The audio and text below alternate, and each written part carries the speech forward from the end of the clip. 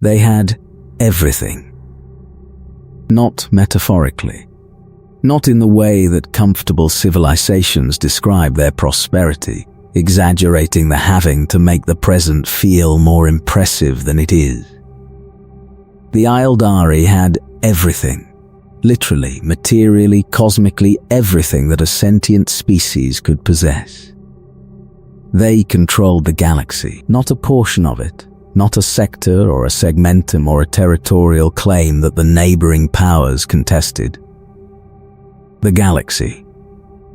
The entire Milky Way from rim to core, managed by a civilization that had been building and refining itself for 60 million years. 60 million years. The number is the Aeldari's first tragedy because the number measures what they had and what they lost, and the distance between the two. The Imperium of man is 10,000 years old. The Aeldari Empire lasted 60 million. The Imperium controls 1 million worlds and considers itself the galaxy's dominant civilization.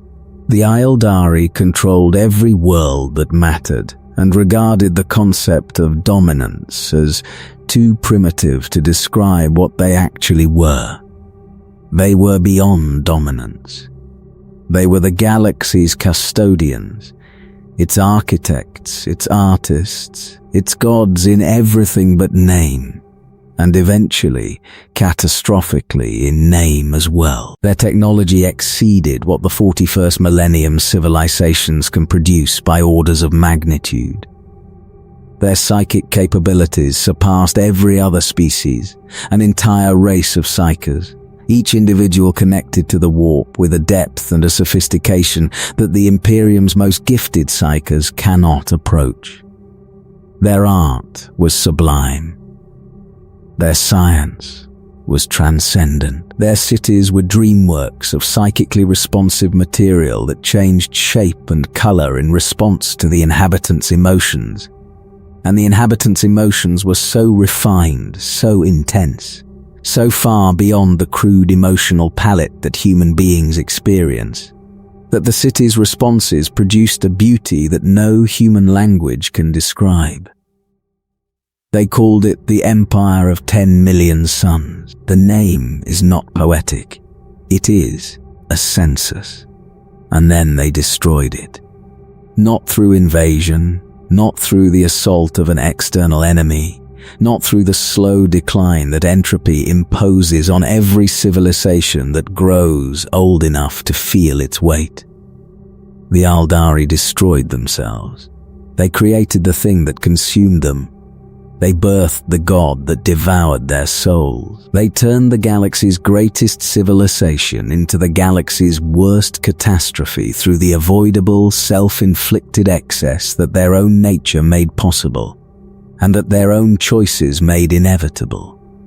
The fall of the Aeldari is the 41st millennium's original sin, not the Horus heresy. The heresy is a human tragedy, 10,000 years old, devastating, but recent. The fall is older, deeper, more fundamental. The fall created the Eye of Terror. The fall birthed Slaanesh. The fall shattered the warp's remaining stability and produced the conditions that made the Imperium's subsequent crises possible. Every horror that the 41st millennium contains, every daemon, every warp storm, every chaos incursion, exists in a galaxy whose metaphysical landscape was reshaped by the moment a species of 60 million years tore a hole in reality with the accumulated force of its own depravity. This is the story of the Aeldari, the species that had everything and that lost everything and that spends the 41st millennium's every moment living in the consequences of the losing, fighting to survive in a galaxy that they ruined, carrying a grief that exceeds what any other species' history can produce. They had everything. They created the god that took it. They are still here, diminished, scattered, hunted by the thing they made, fighting for a future that their past may have made impossible. This is what remains of the empire of 10 million suns. This is what happens when a species has too much time, too much power, and too little wisdom. The Aeldari were not born, they were made. The Old Ones, the galaxy's first great civilization, the gardeners who had tended the Milky Way since before any currently surviving species existed, created the Aeldari during the war in heaven.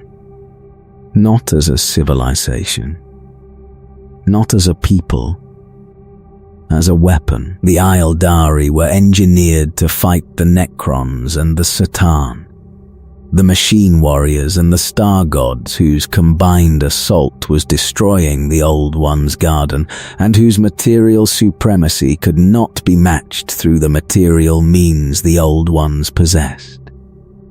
The Old One's advantage was the Imperium, the calm, pre-corruption warp, the psychic dimension that the Old Ones had mastered and through which they had built the webway, was a realm the Satan could not touch. The star gods existed entirely in the material universe. They had no connection to the warp, no ability to operate in the psychic realm, no defense against attacks that originated from outside material reality. The Aeldari were the Imperium's warriors, designed with a psychic connection to the warp that exceeded any other species, a connection embedded in their genetics, woven into their biology at the most fundamental level, present in every individual from the moment of birth. The Aeldari did not learn psychic capability. They expressed it.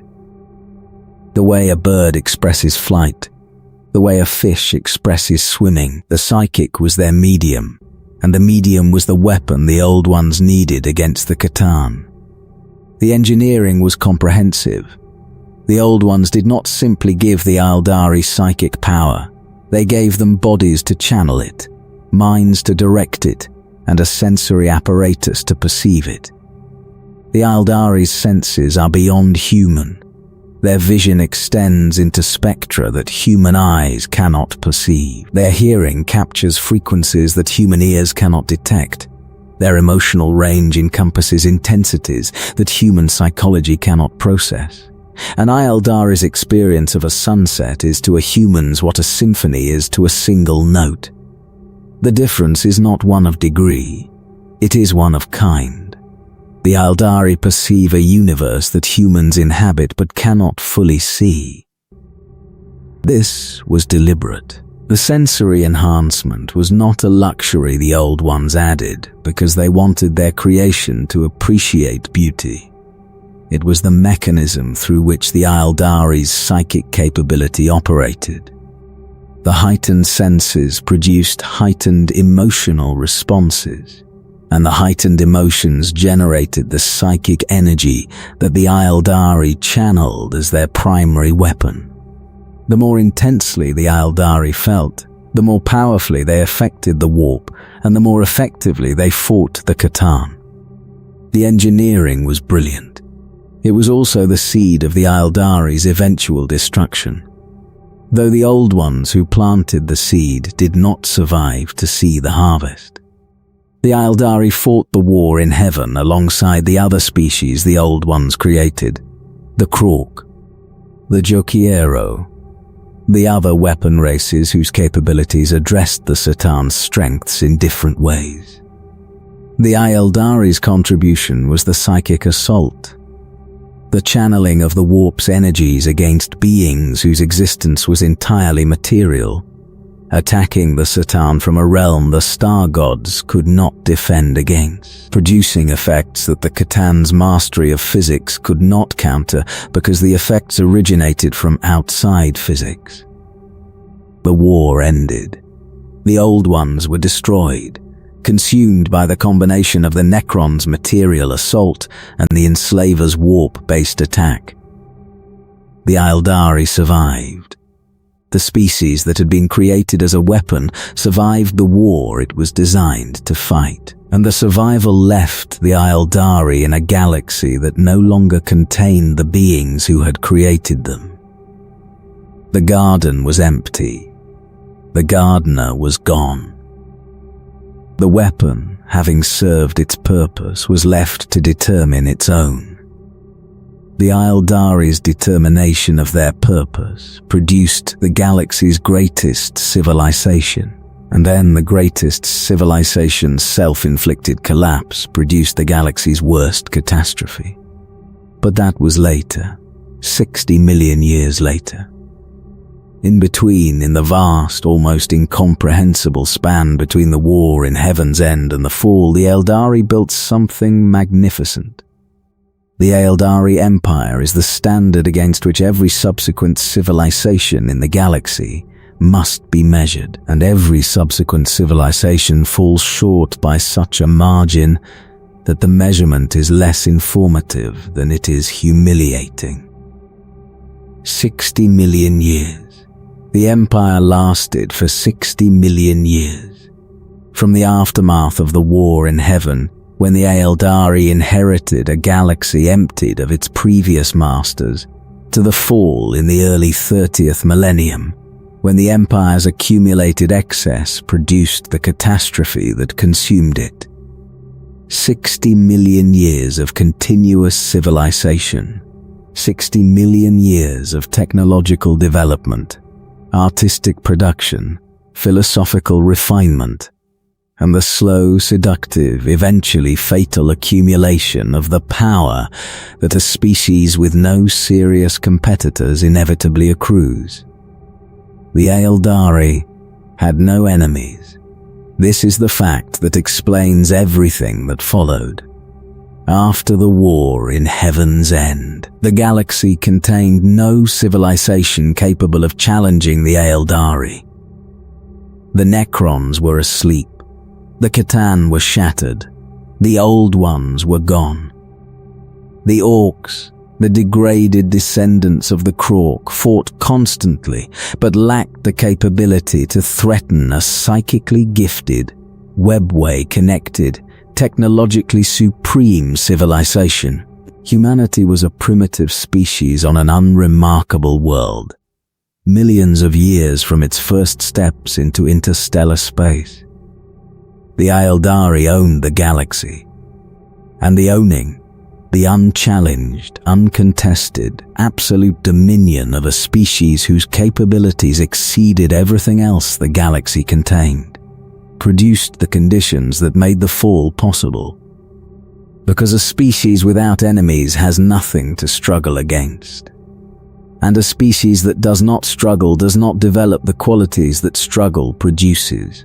The resilience, the discipline, the awareness that power must be managed, because the mismanagement of power produces consequences that power alone cannot address.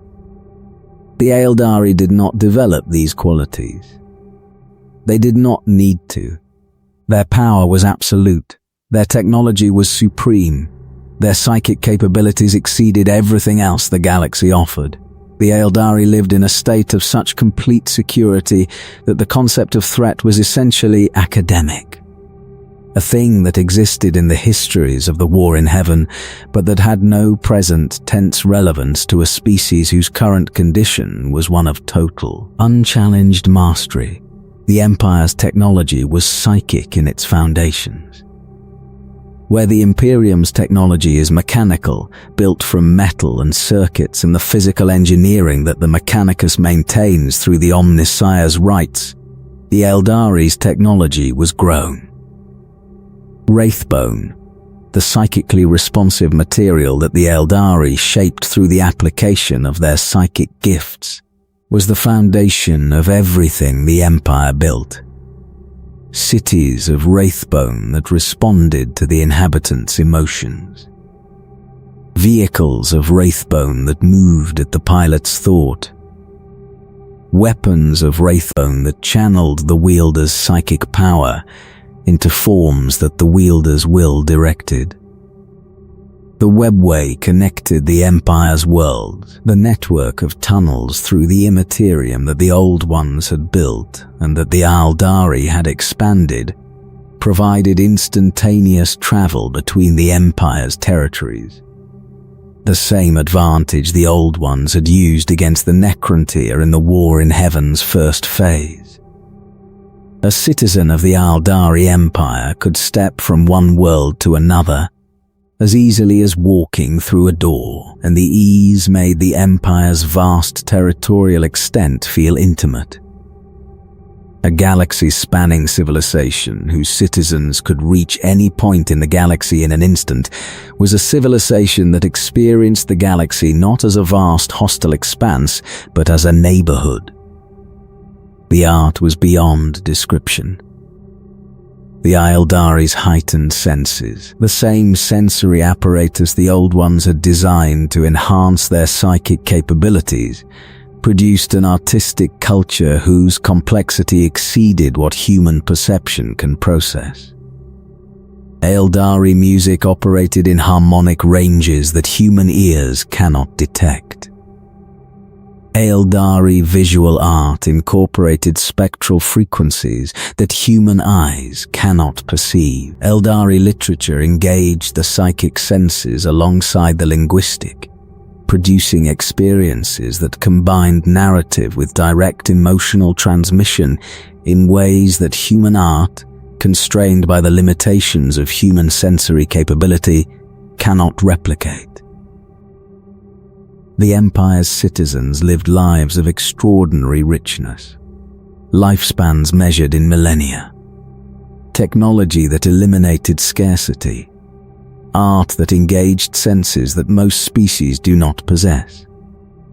A civilization whose every dimension, material, cultural, spiritual, aesthetic, was developed to a degree that 60 million years of uncontested refinement could produce. This was the Empire of 10 million suns, a civilization so powerful that nothing in the galaxy could threaten it except itself.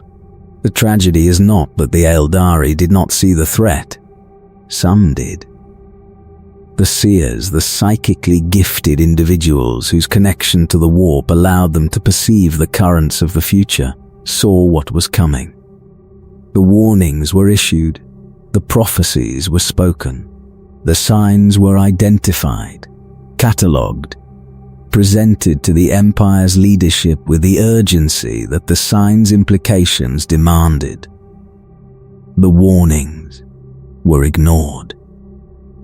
Not because the warnings were wrong, because the warnings demanded changes that the Empire's citizens were not willing to make. Because the changes would have required the surrender of the pleasures that the Empire's 60 million year ascent had produced. And the pleasures had become the Empire's purpose, and the purpose would not be sacrificed for a warning. The Empire was drowning in its own success, and the drowning was, in the Aeldari's experience, indistinguishable from swimming. The decline was not sudden. It was geological, measured in millennia rather than centuries, in the slow accumulation of tendencies rather than the abrupt emergence of crises. The Aeldari Empire did not wake up one morning and decide to destroy itself. It drifted toward destruction across a span of time that made the drifting invisible to the beings who were experiencing it, because the drifting's pace was slower than the lifespan required to perceive it as a trend. The pleasure cults were the first symptom. Among the Empire's population, the billions of Aeldari who inhabited the core worlds, the worlds closest to the Empire's centers of power, the worlds whose proximity to the webway's major junctions gave them the easiest access to everything the Empire provided, groups began to form around the pursuit of sensation. Not the ordinary pursuit that every civilization's leisure culture produces. The pursuit of sensation as a purpose. as an ideology, as the proposition that the experience of pleasure was not a component of a well-lived life, but the definition of one. The proposition was seductive, because the Aeldari's heightened senses made it extraordinarily rewarding. A species that experiences pleasure with an intensity that exceeds the human by orders of magnitude is a species whose pleasure-seeking produces experiences that the word pleasure cannot adequately describe. The Aeldari who pursued sensation through the pleasure cults were not pursuing the modest satisfactions that human hedonism offers. They were pursuing experiences of such transcendent intensity that the experiencing itself became addictive, the experience producing a craving for more experience, the craving driving the pursuit of more intense experience, the intensification requiring the exploration of experiences that the Empire's previous moral boundaries had prohibited. The boundaries eroded. This is the decline's mechanism. Not the dramatic breaking of rules, but the gradual erosion of the consensus that maintained the rule's authority. The things that the Empire's earlier culture had classified as excessive were reclassified as experimental. The things that the earlier culture had classified as forbidden were reclassified as extreme. The things that were unthinkable became thinkable, and then became done, and then became done routinely, and the routine normalized the doing and made the next level of excess the new frontier that the pleasure cults explored. The exploration went deeper. Pleasure became insufficient. The cults began to seek not only pleasure but pain. Not the pain of suffering, but the pain of extremity. The experience of sensation pushed past the point where pleasure and pain merge into something that the Aeldari's heightened nervous systems could process as a new category of experience entirely. The cruelty began.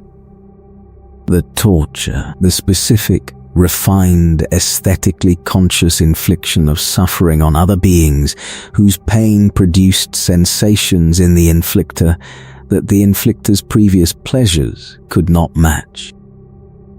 The cults grew. They spread from the core worlds outward, their influence extending through the Empire's population with the patience of a disease whose incubation period is measured in millennia. The seers watched. The seers warned. The seers perceived, through their connection to the warp, that the Empire's collective excess was producing effects in the Imperium that the Empire's institutions were not monitoring.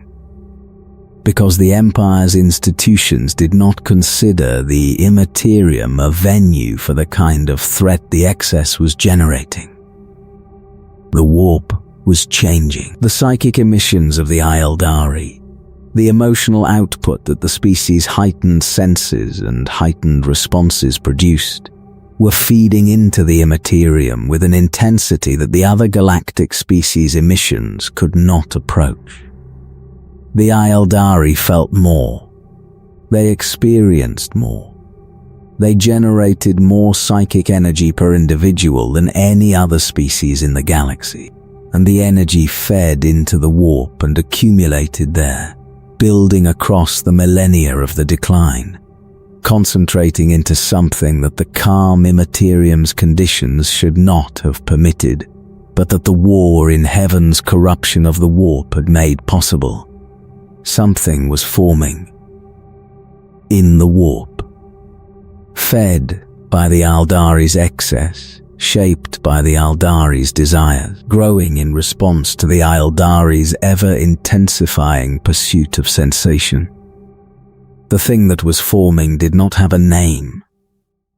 It did not have a consciousness, not yet. It was a presence, a weight, a gathering of psychic energy so vast and so specifically attuned to the Aeldari's emotional frequency that the presence was, in a sense, the Aeldari would not have used if they had known what they were creating. the Aeldari's own reflection in the warp. Made from them, shaped by them, growing because they grew, the entity dreamed. The accounts that survive describe the forming presence's activity in the warp in terms that evoke sleep, a fitful, stirring, not quite conscious activity that was not yet awareness, but that was no longer simply energy. The entity's dreams leaked back into the material world, affecting the Eldari's psychology, intensifying the desires that the Eldari were already pursuing, accelerating the decline that was already underway. The feedback loop was established. The Eldari's excess fed the entity. The entity's dreams intensified the excess. The intensified excess fed the entity further. The loop ran for millennia. The Aeldari Empire, caught in the feedback between its own pleasure-seeking and the growing presence in the warp that the seeking produced, accelerated toward the moment when the presence would cease to dream and begin to wake. Some Aeldari saw the trajectory clearly enough to act. The seers who had been warning of the decline's consequences recognized that the warnings would not be heeded, that the Empire's majority was too deeply embedded in the pleasure cult's influence, too addicted to the sensations the cults provided, too far along the trajectory to reverse course through persuasion alone. These Aeldari left. The Exodites were the first. The most far-sighted or the most frightened of the Empire's dissidents abandoned the core worlds and established communities on the galaxy's frontier planets, as far from the Empire's centers of corruption as they could reach. The Exodites rejected the technology that the Empire had built, returning to a deliberately primitive existence that the Empire's majority regarded as a pathetic retreat from civilization's benefits. The Exodites regarded the retreat as survival. The craft-world Aeldari followed, not to frontier planets but to the craft-worlds themselves, the massive continent-sized void ships that the Aeldari had built for interstellar travel and that now became arcs. The Aeldari who boarded the craft worlds and departed the Empire's core worlds were not simply leaving. They were preserving, taking with them the culture, the knowledge, the traditions, and the population that the departure's planners believed would be needed to rebuild after the catastrophe they saw coming. The departures were not celebrated. The Empire's majority viewed the seer's warnings with the dismissiveness that a comfortable population brings to predictions of disaster. The denial that the comfortable produce when the prediction demands changes the comfortable are not willing to make. The craft-world Eldari were mocked. The Exodites were forgotten. The Empire continued its descent. The pleasure cults growing, the excess deepening, the entity in the warp stirring with increasing vigor. The last days of the Aeldari Empire were the worst. The cults had consumed the Empire's governance. The excess was no longer confined to private indulgence, it was public policy. The Empire's resources directed toward the production of sensations that the Empire's earlier culture would have classified as obscene. The torture had become performance art. The cruelty had become worship. The Empire that had been the galaxy's most magnificent civilization had become the galaxy's most comprehensive expression of depravity. And the depravity was feeding the thing in the warp with the concentrated energy of a species whose psychic output exceeded every other species combined. The entity woke. Slaanesh was born screaming, the chaos god of excess, of sensation, of the pursuit of experience pushed past every boundary that restraint imposes. She who thirsts, the Dark Prince, the great enemy of the Aeldari, burst into consciousness in the early 30th millennium with a psychic scream that killed trillions of sentient beings in a single instant and tore a hole in reality that has not healed in 10,000 years. The birth was not metaphorical. Slaanesh did not emerge gradually, did not coalesce slowly into awareness over the course of centuries the way the other chaos gods had formed across the millennia of the galaxy's suffering. Slaanesh was born. In an instant. The accumulated psychic energy of 60 million years of Aeldari excess. The pleasure, the pain, the cruelty, the sensation, the feedback loop between the Empire's depravity and the Warp's growing entity reached a critical mass. And the mass ignited into consciousness with a violence that exceeded anything the galaxy had experienced since the war in heaven. The psychic scream of Slaanesh's birth killed every Aeldari within 1,000 light years of the Empire's core. Not some of them. Every one. Trillions of beings. The entire population of the core worlds. The billions who had remained in the Empire's centers while the craft world Aeldari fled and the Exodites withdrew, died in a single moment. Their souls were torn from their bodies and consumed by the newborn god, devoured as the first feast of a being whose hunger would never be satisfied. The core of the Empire, over 1,000 worlds, the densest, most developed, most heavily populated region of the galaxy, collapsed into the warp. The barrier between the material universe and the Imperium, weakened by the centuries of psychic excess that had produced Slaanesh's birth, shattered across a region of space so vast that the shattering consumed an entire sector of the galaxy. The worlds did not simply die. They were unmade, pulled into the warp, their physical substance dissolved into the psychic medium that the Imperium contained, their populations consumed by the entity that their collective excess had birthed. The Eye of Terror was born. The wound in reality that the core world's collapse produced. The region of space where the material universe and the warp bleed together, where the laws of physics are suggestions and the Chaos God's influence is absolute, tore open across the galaxy and has remained open for 10,000 years. The Eye of Terror is the Aeldari's most visible legacy. The hell region that the Imperium's fortresses guard against, that Abaddon's Black Crusades emerge from, that the Cadian Gate held shut for 10 millennia before Cadia fell. This is the Aeldari's creation.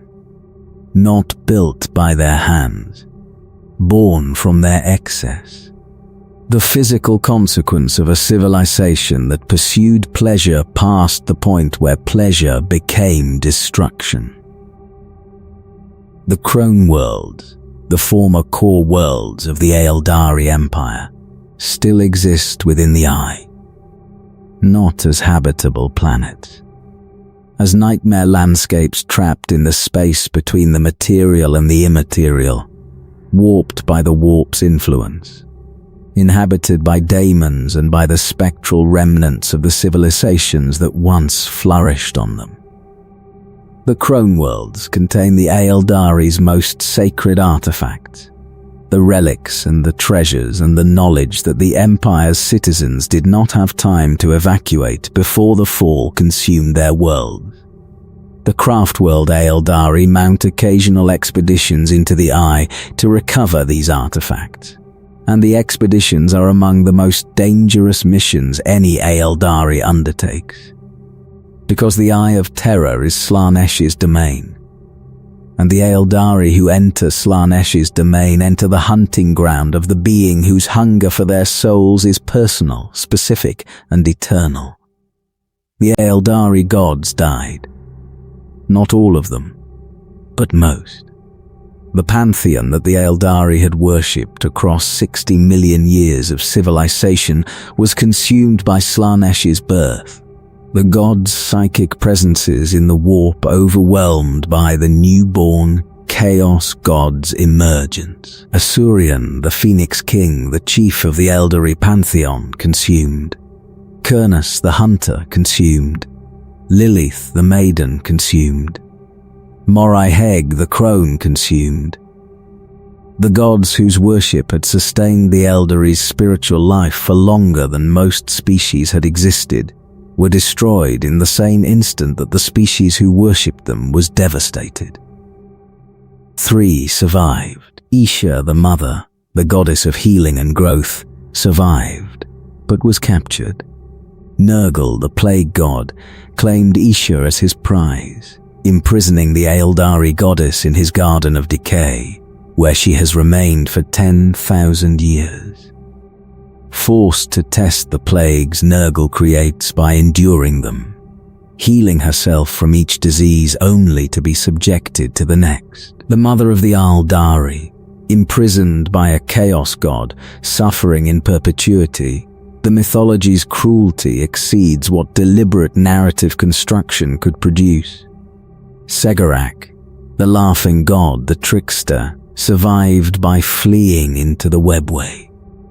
The most cunning of the Aeldari gods escaped Slaanesh's birth by disappearing into the labyrinthine tunnels that the Old Ones had built, hiding in the dimensional passages that Slaanesh could not reach.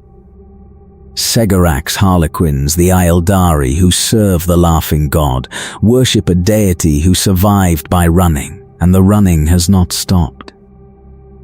Cain, the bloody-handed god, the war god, survived, but was shattered.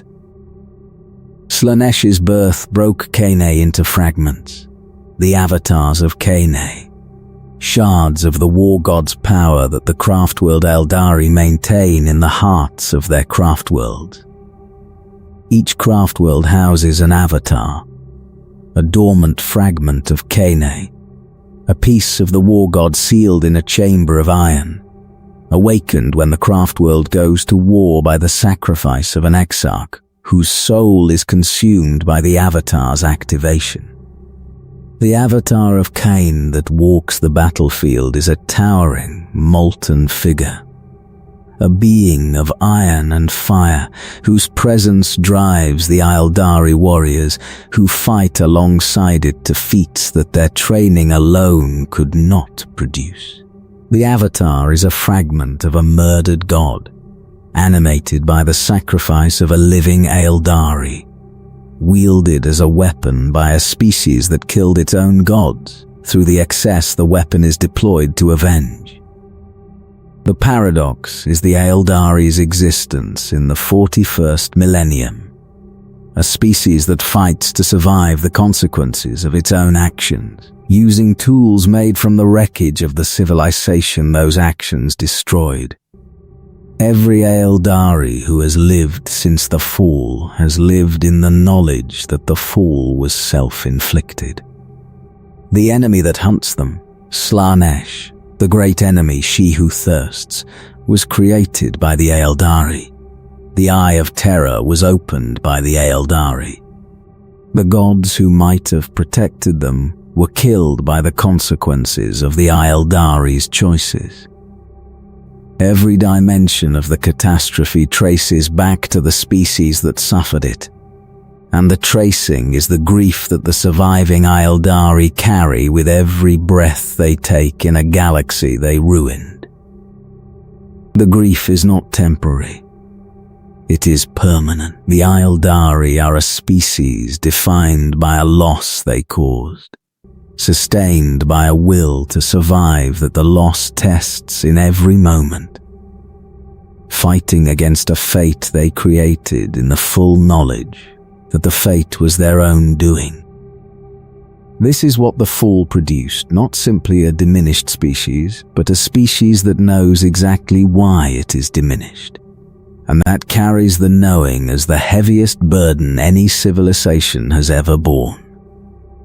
The craftworld Aeldari, the Asuriani as they call themselves, are the Aeldari who chose correctly, who listened to the seer's warnings, who boarded the continent-sized void ships that would carry them away from the Empire's core before the core consumed itself. who survived the fall because they had the foresight or the fear to leave before the leaving became impossible. The craft worlds are not simply ships. They are worlds. Continent-sized constructs of wraithbone, each housing populations that range from millions to hundreds of millions. Each self-sustaining, each carrying the fragment of the Aeldari civilization that its departing population managed to preserve. The craft worlds are arks, vessels built for survival, designed to carry the Aeldari's culture through the catastrophe that the Aeldari's own excess produced, and to maintain the survivors in a state that the catastrophe's aftermath would otherwise destroy. The craft worlds drift through the galaxy. Not aimlessly, the Aeldari are not wanderers who have lost their purpose. The craft worlds move with deliberation, guided by the Farseers whose prescient visions chart the courses that the craft world's survival requires.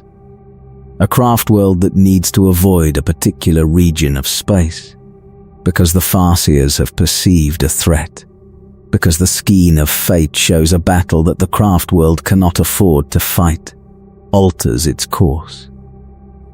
A craft world that needs to engage a particular enemy, because the Farseers have seen a timeline where the enemy's destruction is necessary for the craft world's survival, moves to intercept. The Farseers guide everything. This is the first thing that must be understood about the craft world Aeldari. The species that destroyed itself through uncontrolled excess now survives through total control. The Farseers' prescient visions are the craft world's navigation, but the control extends far beyond navigation. The Farseers guide the craft world's military deployments, its diplomatic contacts, its interactions with every external force, and the internal governance that the craft world's survival depends on. The path is the mechanism of the control, and the path is the most important institution the Aeldari have developed since the fall. The Aeldari mind is not the human mind. This is the fact that the path addresses, and that every aspect of the Aeldari's post-fall existence is built around. The Aeldari's emotional intensity, the heightened sensitivity that the Old Ones designed into them, the capacity for experience that exceeds the human by orders of magnitude, is not simply an aesthetic quality. It is a danger. The same emotional intensity that produced the Empire's magnificent art produced the Empire's catastrophic excess. The same capacity for experience that made the Aeldari the galaxy's most perceptive species made them the species most susceptible to the addiction of sensation that the pleasure cults exploited. The Aeldari who survived the fall understood that their nature was the threat, not external enemies, not the galaxy's other species, not the forces of chaos, though all of these are real threats. The Aeldari's own nature, the emotional intensity that made them what they were, was the thing that had destroyed them, and the destruction would recur unless the intensity was managed. The path is the management. Each Aeldari on a craft world follows a path, a structured discipline that channels the Aeldari's emotional and intellectual energies into a defined area of focus. The path of the warrior, the path of the artisan, the path of the seer, the path of the mariner. Dozens of paths, each providing a structure within which the Aeldari's intensity is expressed through a controlled channel rather than through the uncontrolled excess that produced the fall. An Aeldari who follows the path of the warrior is not simply a soldier. She is a being whose entire emotional and psychological existence is directed toward the martial, the training, the discipline, the combat techniques that the path prescribes. She lives, breathes, and thinks as a warrior, The path consumes her not destructively, but comprehensively, providing the focus that prevents the Aeldari mind from wandering into the dangerous territory that unstructured experience represents. When the path of the warrior is complete, when the Aeldari has achieved what the path requires and has experienced its depths fully, she moves on. To the path of the artisan, perhaps, or the path of the dreamer, or the healer, or any of the other paths that the craft world's culture provides. The Aeldari moves from path to path across the centuries of her lifespan, each path providing a new focus, each focus consuming the emotional intensity that would otherwise consume the Aeldari. The system works. The craft world Aeldari have survived for 10,000 years in a galaxy that has been trying to destroy them since the fall, and the survival is attributable to the path's governance of the species' dangerous nature. The path prevents the excess. The path channels the intensity. The path is the cage that the Aeldari built around themselves because they learned, through the most devastating possible experience, that the cage is necessary. But the cage has bars, and the bars are visible, and the visibility is the Aeldari's deepest sorrow. The craft worlds are not the Empire. The path is not freedom. The controlled, structured, disciplined existence that the Aeldari maintain on the craft worlds is the opposite of the Empire's uncontrolled, unstructured, undisciplined excess, and the opposite is necessary, and the necessity does not make it less constraining. The Aeldari who follows the path of the warrior cannot also follow the path of the artisan simultaneously. The Aeldari who is consumed by the martial discipline cannot also be consumed by the creative discipline. The path provides focus. The focus excludes everything that is not the focus. The Aeldari's extraordinary capacity for experience, the capacity that the Old Ones designed into them, is deliberately, permanently, institutionally constrained. The constraint is the price of survival. The Aeldari pay it. They pay it with the awareness that the price is the surrender of the thing that made them what they were, the limitless, unconstrained, sensation-seeking existence that the Empire provided and that the Empire's destruction proved was unsustainable. The Aeldari survive by being less than they could be. The being less is the path. The path is the survival. The survival is the Aeldari's achievement and the Aeldari's prison. The Spirit Stones are the other half of the survival strategy, and the Spirit Stones address the threat that the path cannot reach. When an Aeldari dies, Slaanesh is waiting. The great enemy, the god that the Aeldari created through their own excess, claims every Aeldari soul that enters the warp unprotected. The soul is consumed, devoured, absorbed into the Chaos God's essence with a personal specificity that the other Chaos God's consumption of mortal souls does not share. The other Chaos Gods feed on the galaxy's sentient species generally, without preference. Slaanesh feeds on the Aeldari specifically, because the Aeldari created Slaanesh, and the Creator's soul is the creation's preferred sustenance. The Spirit Stones prevent the consumption. Each craftworld Aeldari wears a Spirit Stone, a psychocrystalline device, attuned to the wearer's psychic signature, that captures the Aeldari's soul at the moment of death. The stone absorbs the soul before Slaanesh can reach it, sealing the deceased Aeldari's consciousness in a protective matrix that the Chaos God's hunger cannot penetrate. The captured soul is not simply stored.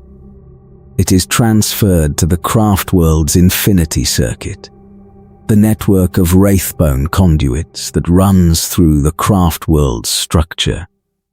housing the souls of the craft-world's dead, maintaining the accumulated consciousness of every Aeldari who has lived and died on the craft world since the system's creation. The Infinity Circuit is the craft world's afterlife. The Aeldari who dies does not cease to exist. She joins the circuit, her consciousness merging with the collective, her identity preserved alongside the identities of every ancestor who died before her. The Infinity Circuit is a comfort. It is also a necessity. The Aeldari who knows that her soul will be protected from Slaanesh upon death, who knows that the Spirit Stone will catch her, and that the Infinity Circuit will hold her, can fight and live and die with the knowledge that the dying is not final. The dying is a transition, from the material existence of the living to the psychic existence of the circuit, and the transition is protected by the stone and the circuit from the hunger that would otherwise consume it. The knowledge shapes everything. The craft world Aeldari fight with the courage that the knowledge provides, not the reckless courage of beings who do not fear death, but the measured courage of beings who know what death means and who know that the worst thing death can produce, the consumption of the soul by Slaanesh, has been prevented by the technology their ancestors developed. The Spirit Stone is the Aeldari's shield against the worst possible fate, and the shield makes the lesser fates, the physical deaths, the battle wounds, the losses that warfare produces, bearable. The wraith constructs are the Infinity Circuit's martial expression. When the craft world faces threats that the living cannot address, when the population is too small, the enemy too powerful, the engagement too dangerous for the living warriors to prosecute alone, the dead are called to fight. Wraithguard, Wraith Lords, Wraith Knights, constructs of Wraithbone, animated by the souls drawn from the Infinity Circuit, piloted by the dead who have been summoned back to the material world to defend the living. The Wraith constructs are the Aeldari's most powerful battlefield deployments, massive, resilient, capable of firepower that the living warrior's equipment cannot match. They are also the Aeldari's most sorrowful, the dead, called from the peace of the circuit, summoned back to the war that the living cannot fight alone. The summoning is not performed lightly. The Spirit Seers, the Psychers who communicate with the Infinity Circuit's inhabitants and who direct the Wraith constructs in battle, treat each summoning as a sacred and a grievous act. The dead deserve their rest. The dead earned the circuit's peace through the lives they lived and the deaths they died.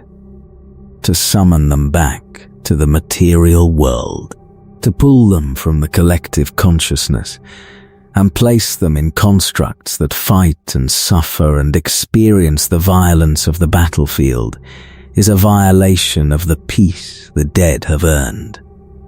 The violation is necessary.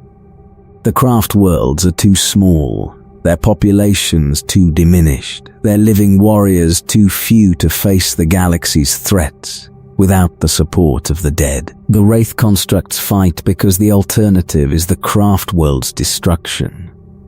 And the craft world's destruction would mean the loss of the Infinity Circuit, and the loss of the circuit would mean the loss of every soul it contains. And the loss of those souls would feed Slaanesh with a feast the great enemy has been waiting 10,000 years to consume.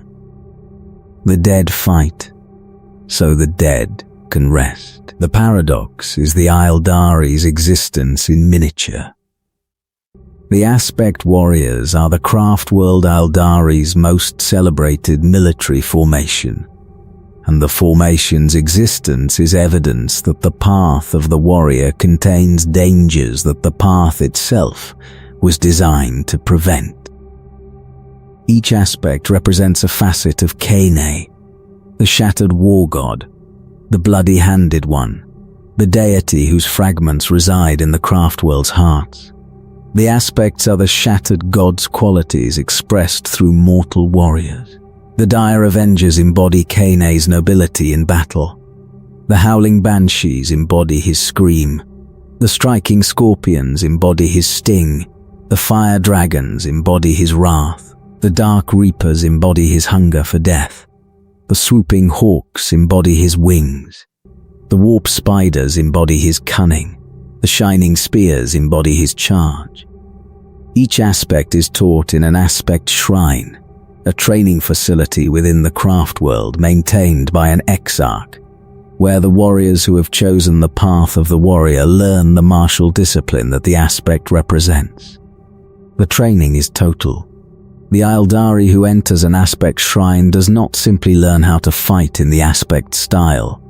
She becomes the aspect.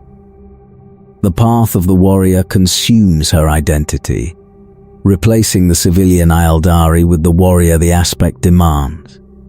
The consumption is temporary.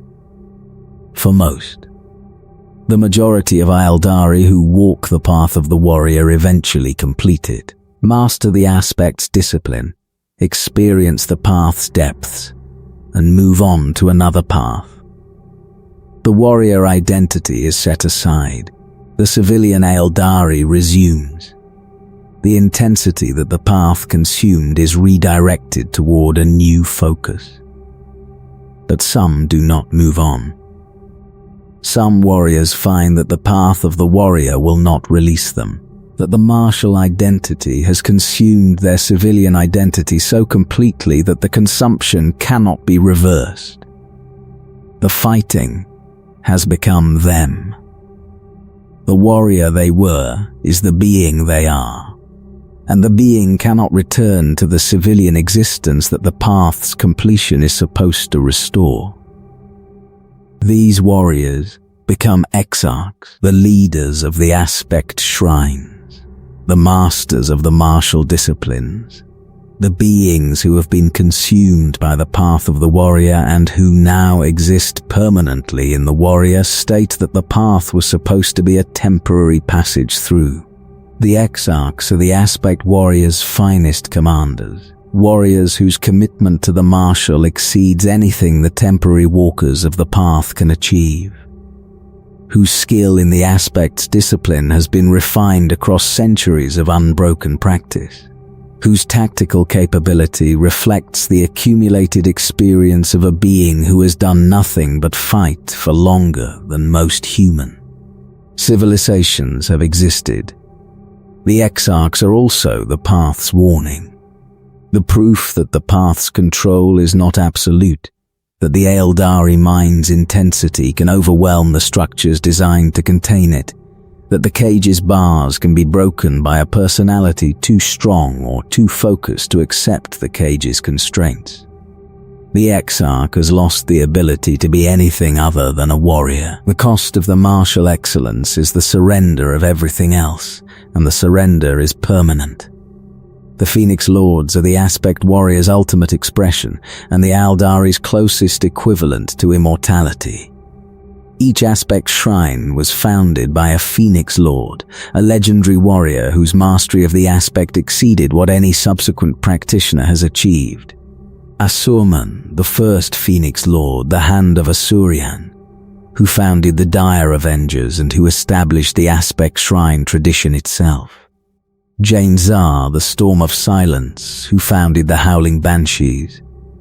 Baharath, the Cry of the Wind, who founded the Swooping Hawks. Fegan, the Burning Lance, who founded the Fire Dragons.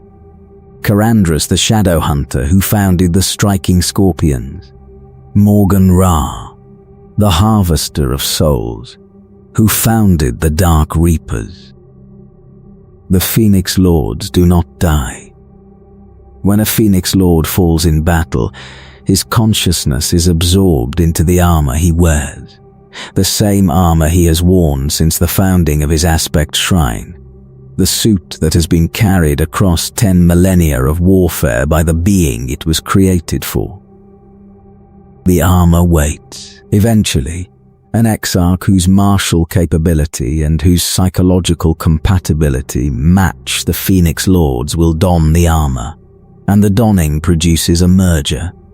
The living exarch's consciousness joining the accumulated consciousnesses of every being who has worn the armor since the Phoenix Lord's first death. The Phoenix Lord rises, not the same individual, not the original being, a composite. The living exarch's awareness layered atop the accumulated memories and capabilities of every previous wearer, all of them subordinated to the original Phoenix Lord's defining personality. The Phoenix Lords have fought every major engagement in the Aeldari's post-fall history. Assaman at the earliest battles against the chaos forces that the fall produced. Jane Zar in the wars against the orcs and the emerging human civilizations. Maugan Ra in the defense of craft world Altanzar, which was consumed by the Eye of Terror, and which Maugan Ra fought to rescue across 10 millennia of solitary warfare within the Eye's boundaries. The Phoenix Lords are the Aeldari's heroes, the beings whose existence demonstrates that the Aeldari's martial capability has not diminished since the fall, that the species which fought the war in heaven alongside the Old Ones retains the warriors whose skill can match any threat the galaxy produces. The Phoenix Lords gather rarely. When they do, the gathering is the herald of a crisis so severe that the individual aspects' contributions are insufficient, and the combined capability of the Aeldari's greatest warriors is required. The Phoenix Lords gathered at the end of the 41st millennium. The gathering's implications are still unfolding. The Webway is the Aeldari's greatest inheritance from the Old Ones, and the inheritance is broken. The Old Ones built the Webway during the era before the War in Heaven, a network of tunnels through the Imperium, passages between points in real space that allowed instantaneous travel across the galaxy without exposure to the warp's hazards. The Webway was not a single path. It was a labyrinth, a vast, interconnected, three-dimensional maze of passages and junctions and chambers, some large enough to house cities, some narrow enough for a single traveler, all shielded from the warp's influence by the psychic material that the Old Ones had used to construct the network's walls. The Aeldari inherited the Webway when the Old Ones fell. The network became the Aeldari Empire's primary transit system, the means by which the Empire's population moved between worlds, by which armies were deployed, by which trade was conducted, by which the Empire's cultural and political cohesion was maintained across a galaxy-spanning civilization. The Webway was the Empire's circulatory system, and the blood it carried was the Aeldari themselves. The Webway gates are the access points, portals that connect the material universe to the Webway's tunnels. Positioned on worlds throughout the galaxy, the gates are Aeldari technology, or rather Old Ones technology, that the Aeldari maintained and expanded across the 60 million years of their empire. Some gates are massive constructs, visible on the worlds where they stand, maintained by the populations that use them. Others are hidden, concealed on worlds that the Aeldari have abandoned or that other species have colonized without knowledge of the gate's presence. The Webway is the reason the Aeldari can still function in the 41st millennium. The craft world Aeldari use the Webway for military deployment. Their armies emerge from Webway gates near the battlefield, fight, and withdraw through the gates before the enemy can respond. The speed of the Aeldari's military operations, the ability to appear, strike and vanish before a conventional force can organize a response, is the product of the Webway's instantaneous transit, not of superior propulsion technology. The Harlequins use the webway as their domain. The followers of Segarak move through the network with a familiarity that exceeds any other Aeldari factions, navigating passages that the craftworld Aeldari regard as too dangerous or too obscure to traverse. The Harlequins' knowledge of the webway's geography is their most significant strategic asset. The ability to reach any point in the galaxy through the network's passages, to appear in theaters that conventional forces cannot access, to maintain the connections between the Aeldari factions that the faction's own politics would otherwise sever. The Drukhari use the webway as their home. Komorra, the Dark City, the Drukhari's capital, exists within the webway itself, built in a region of the network that the Drukhari have expanded and modified across the millennia since the fall. Komorra is not on a world. It is in the webway, a city constructed in the spaces between reality, sustained by the webway's infrastructure, protected from the warp's influence by the walls that the Old Ones built and that the Drukhari maintain. But the webway is broken. The fall damaged it. When Slaanesh's birth tore the Eye of Terror into reality, the psychic shockwave's force fractured the webway's structure throughout the region the Eye now occupies. Passages were severed. Junctions collapsed. The walls that protected the tunnels from the warp's influence were breached, and the breaches allowed the Imperium's predatory entities to enter the network. The fractured webway is a dangerous place.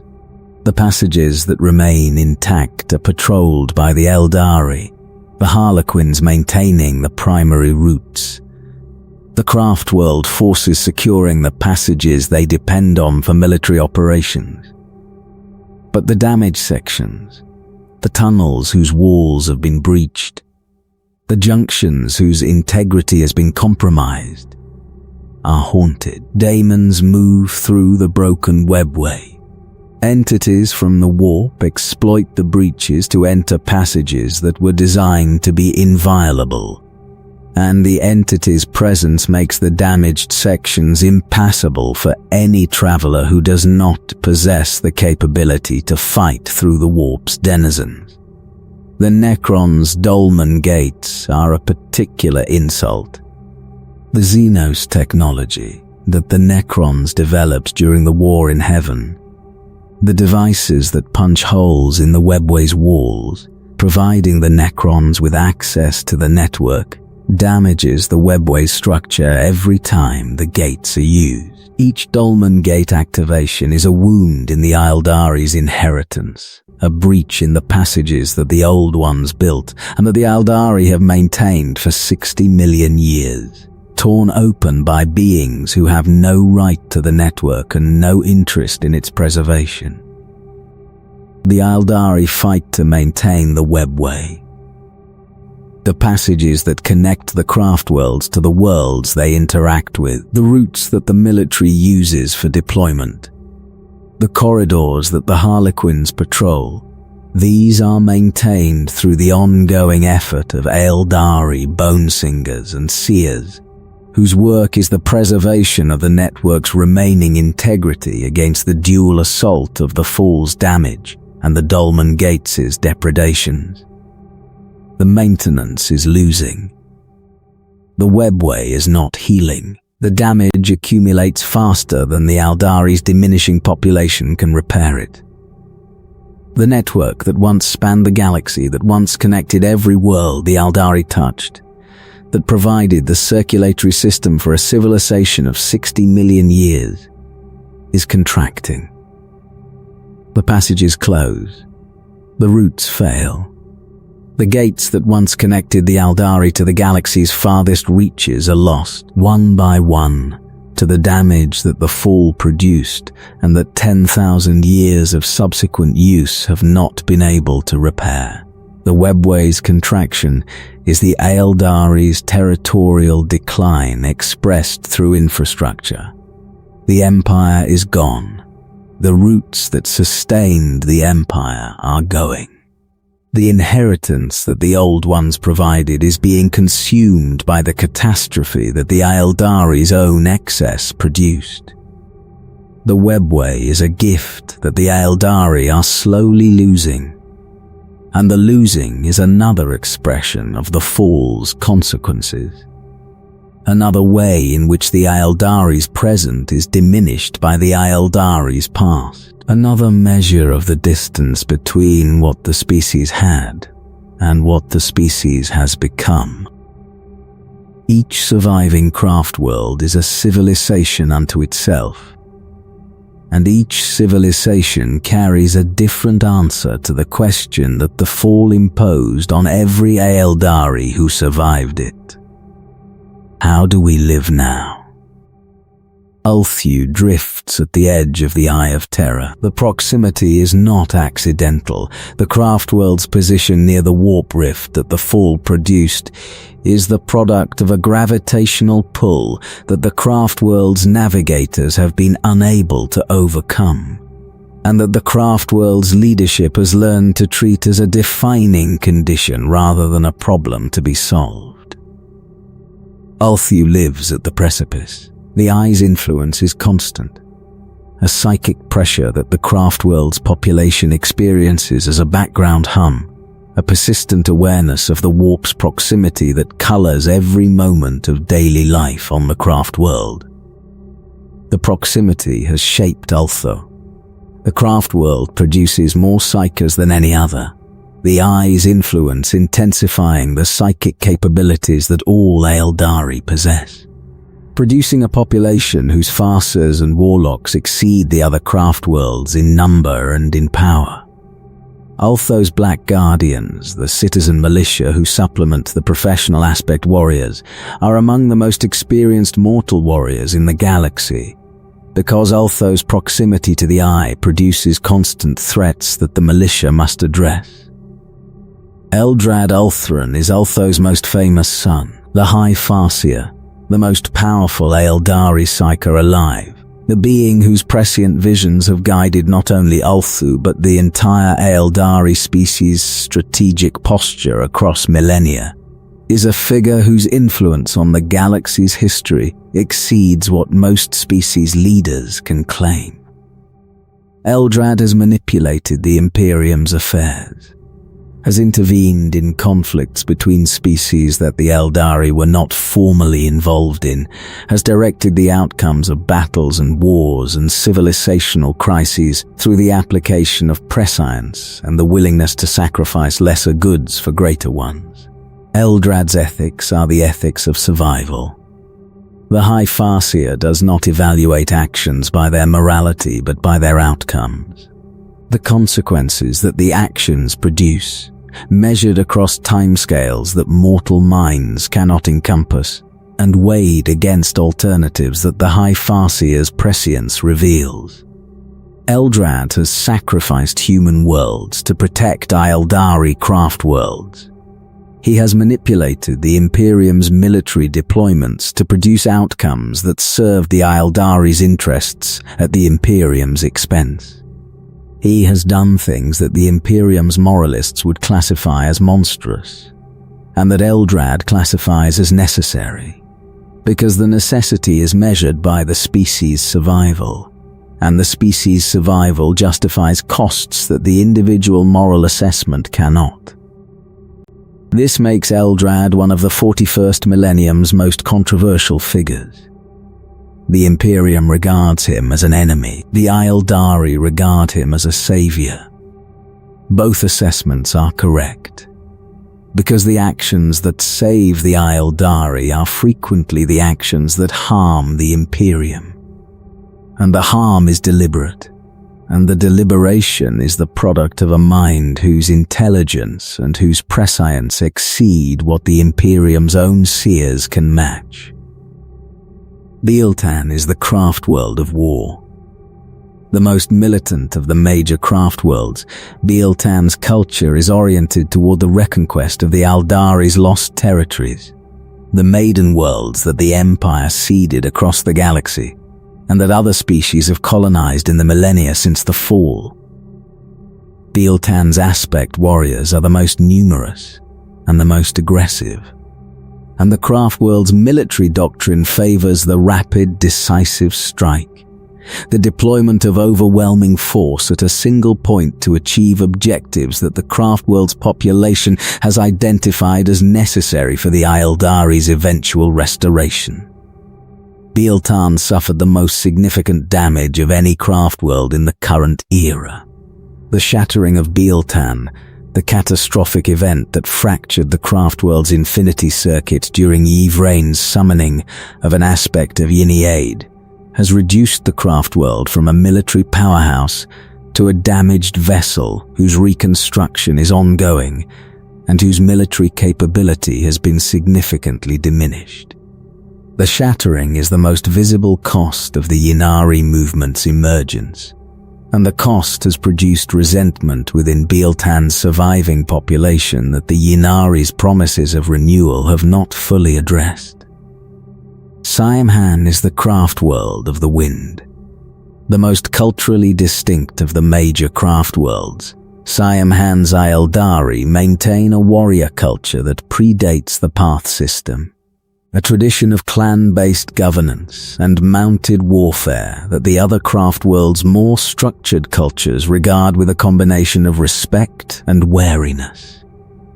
Siamhan's warriors ride jet bikes and vipers with a ferocity that reflects the craft world's cultural emphasis on speed, aggression, and the personal honor that the clan structure maintains. Siamhan's relationship to the path is looser than the other craft worlds. The clan structure provides an alternative governance system that the path does not fully subsume, and the Aeldari of Siamhan maintain a quality of individual initiative that the more structured craft world's cultures suppress. The Wild Riders, Siamhan's jet bike cavalry, are the craft world's most celebrated warriors and the warriors whose tactics most closely resemble the aggressive, mobile warfare that the pre-fall Aeldari practiced. Eandon is the craft world of the dead. Once among the most populous of the surviving craft worlds, Eandon was devastated by the Tyrannid Hive Fleet Kraken, the second major Tyrannid incursion into the galaxy, which struck Eandon with a force that exceeded anything the craft world's defenses could withstand. The fighting was desperate. The Aeldari of Eandon fought the Tyrannid swarm with every resource the craft world possessed, and the resources were not sufficient. The living died in numbers that the craft world's population could not absorb. The dead fought. Eandon's response to the crisis was the most extensive deployment of wraith constructs in the Aeldari's post-fall history.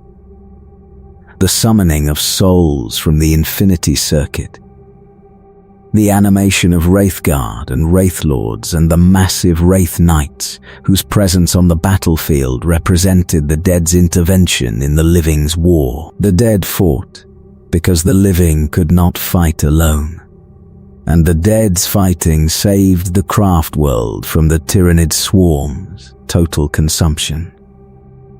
Eandon survived. Barely, the craft world's population was decimated, reduced to a fraction of its pre-Kraken numbers, the loss requiring generations to recover.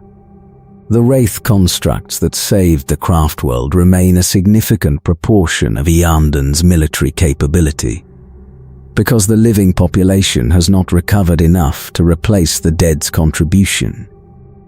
Eandon is the ghost craft world, a vessel whose military power is provided primarily by the souls of the dead rather than the bodies of the living. Alatok is the craft world of shadows, the most secretive of the major craft worlds. Alatok's culture emphasizes concealment and stealth, the qualities that the Aeldari's ranger tradition embodies, and that Alatok's population maintains as a cultural value rather than simply a military capability. Aeldar produces more rangers than any other craft world, the Aeldari outcasts who leave the craft world to travel the galaxy independently. gathering intelligence, eliminating threats, operating in the spaces between the craft world's formal military operations. Each craft world is a different answer to the Fall's question. Ulthu answers through foresight, Biel-Tan answers through warfare, Saim-Han answers through cultural preservation, Iandan answers through the dead, Alatok answers through concealment. Each answer is incomplete. Each addresses one dimension of the survival problem that the Fall produced.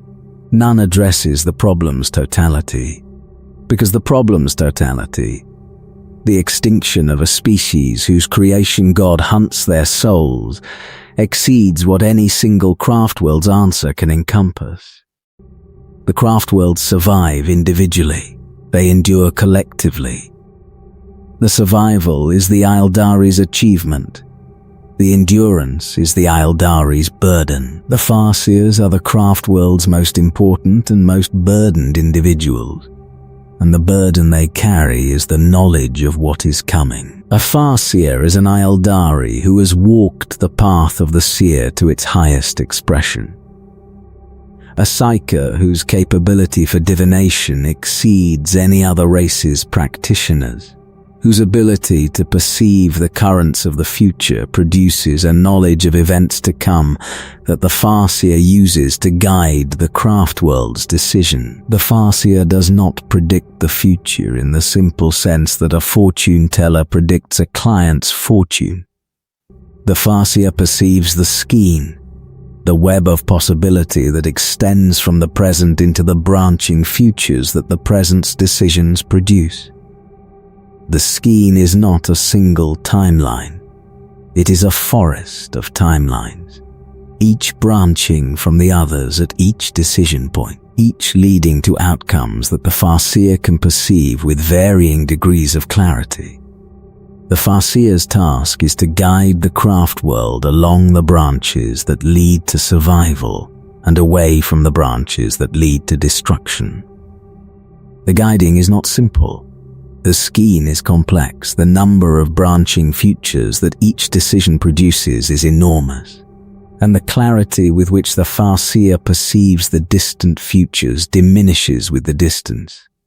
A Farseer can see tomorrow with precision. A century from now is visible in outline. A millennium from now is a fog of probabilities in which the Farseer must identify the shapes that matter and navigate toward them through the intervening decisions. The guidance the Farseers provide is the reason the craft worlds have survived for 10,000 years. Without the Farseer's ability to perceive the threats that the craft world will face, and to direct the craft world's resources toward the responses the threats require, the craft worlds would have been destroyed long ago, consumed by the galaxy's violence, overwhelmed by the enemies whose numbers and whose capability exceed what the Aeldari's diminished population can match through conventional military means. The Farseers are the equalizer. The Aeldari cannot outfight the Imperium. They cannot outnumber the orcs. They cannot overwhelm the Tyranids. But they can outthink every other species in the galaxy, because the Farseer's precognition provides information that no other species' intelligence apparatus can generate. The knowledge of what the enemy will do before the enemy has decided to do it. This is why the Aeldari's military operations seem, to the Imperium's commanders, impossibly well-timed. An Aeldari strike force arrives at a location that the Imperium's strategic analysts considered safe, attacks a target that the analysts had not identified as significant, and withdraws before the Imperium's response can be organized. The Imperium's commanders attribute the timing to superior intelligence gathering. The truth is more fundamental. The Aeldari knew what the Imperium would do, because the Farseers saw the future in which the Imperium did it. and the seeing allowed the Aeldari to position their forces for the response that the future demanded. The Farseer's burden is the knowledge that accompanies the perception. The Farseer who sees the future does not see only the futures the craft world can influence. The Farseer sees the futures that cannot be changed, the deaths that will occur regardless of the craft world's actions, the catastrophes that no intervention can prevent, the outcomes that the scheme presents as inevitable rather than contingent. Eldred Ulthran is the most famous Farseer in the 41st millennium, and his fame is proportional to his capability and to the scope of his interventions in the galaxy's affairs. The chief Farseer of Craftworld Ulthu, the craft world that orbits the Eye of Terror, whose proximity to the warp's worst corruption has produced the most powerful seers the Aeldari currently possess. Eldrad has manipulated the galaxy's events for millennia, directing the Aeldari's interventions with a precision that the galaxy's other species cannot match, and a ruthlessness that the intervention's beneficiaries sometimes do not survive. Eldrad's interventions have shaped the Imperium's history in ways the Imperium does not know. The Farseer has directed Aeldari forces to defend Imperial worlds, not from altruism but from the assessment that the world's survival serves the Aeldari's interests. He has warned Imperial commanders of threats that the Imperium's own intelligence had not identified. The warnings delivered through intermediaries, through cryptic messages, through the manipulation of events that the Imperium interprets as coincidence, but that the Farseer engineered with the precision of a chronometer. The manipulation is not appreciated. The Imperium regards the Aeldari's interventions with suspicion that ranges from hostility to the kind of grudging acknowledgement that an enemy's useful action occasionally produces. The Imperium's commanders know that the Aeldari's assistance is never free, that the help the Aeldari provide is always directed toward Aeldari objectives, and that the objectives may not align with the Imperium's interests beyond the immediate situation.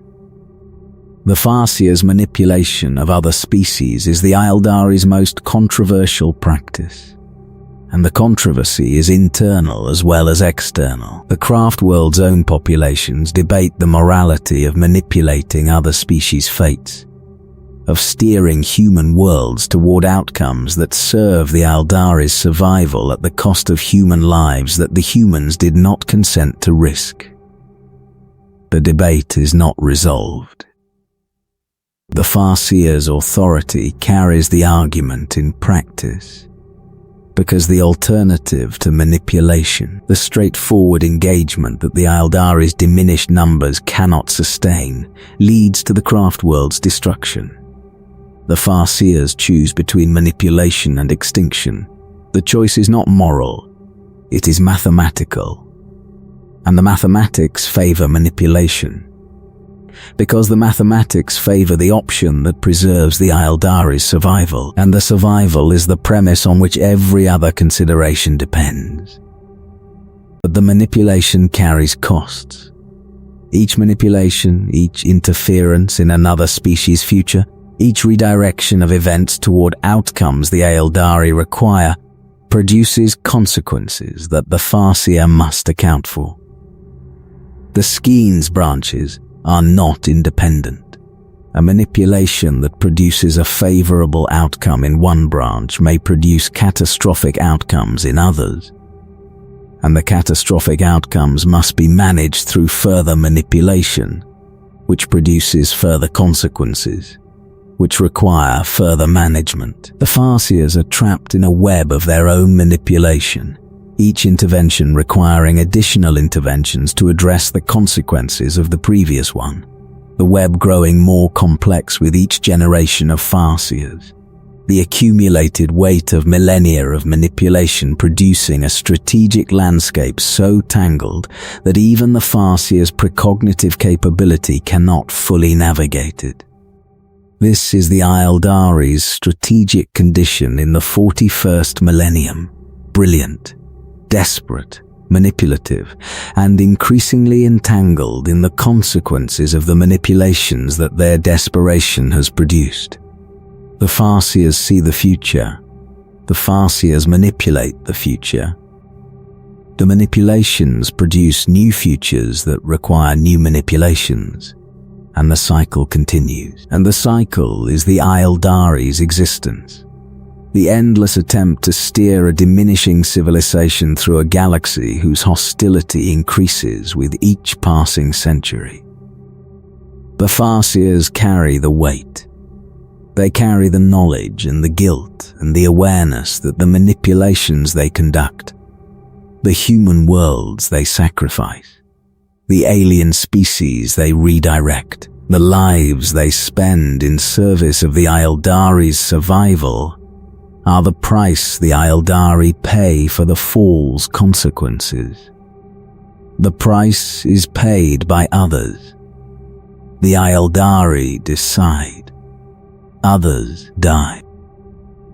This is the moral burden that the Farseers carry, and the burden is not lightened by the knowledge that the alternative is worse. The Drukhari are the answer the Aeldari gave to the Fall's curse, when the answer was not discipline but appetite, where the craftworld Aeldari survive by denying Slaanesh, by constraining their emotions through the path, by protecting their souls with spirit stones, by building the cage that prevents the excess that created the great enemy from recurring.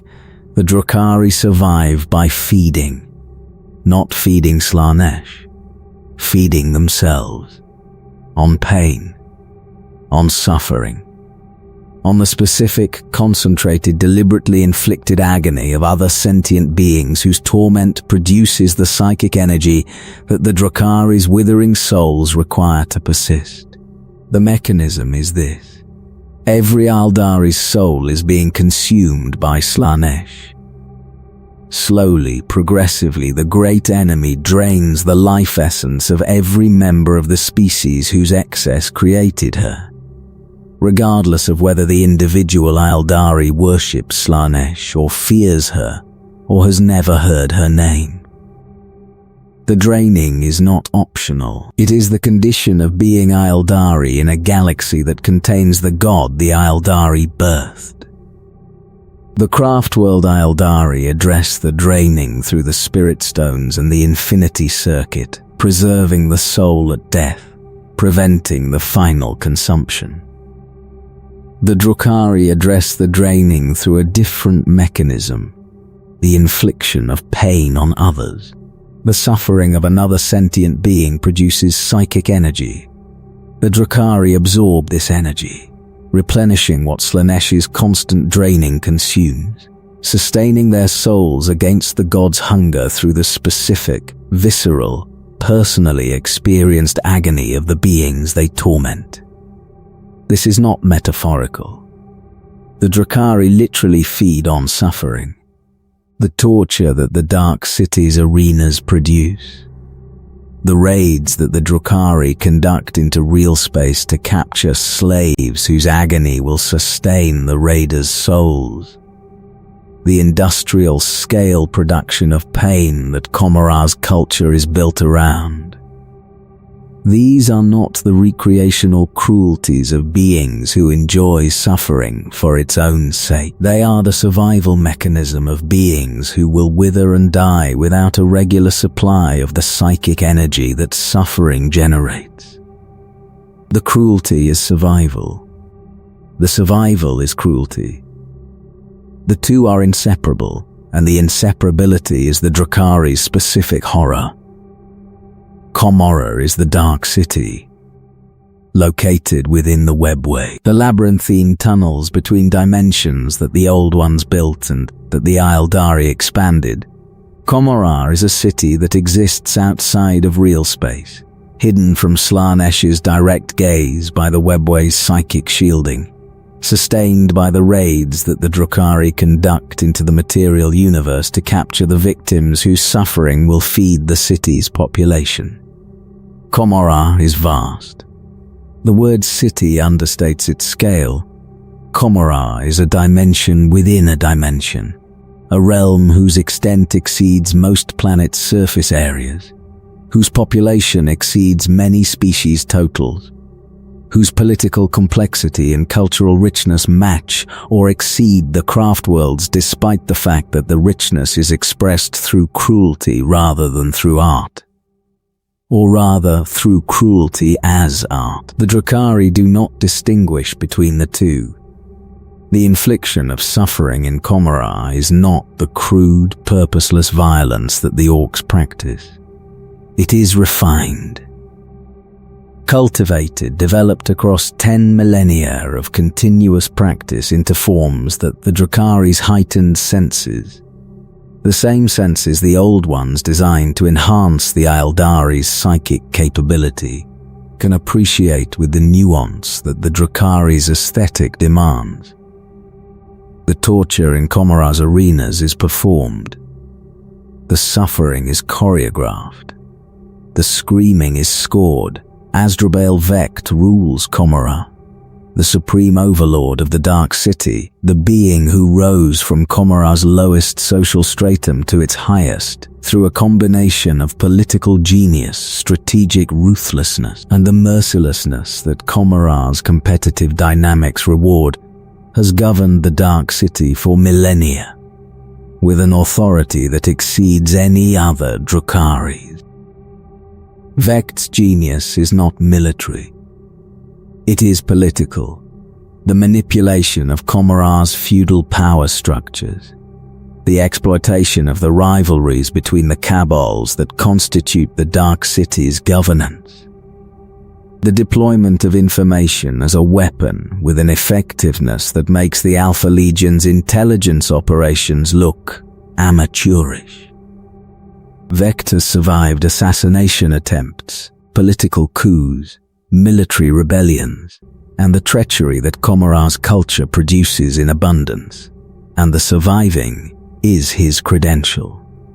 The cabals are Commorragh's governing institutions, military political organizations, each led by an archon, each controlling territory within the Dark City, each competing with the others for the resources, the slaves, and the prestige that Commorragh's hierarchy distributes.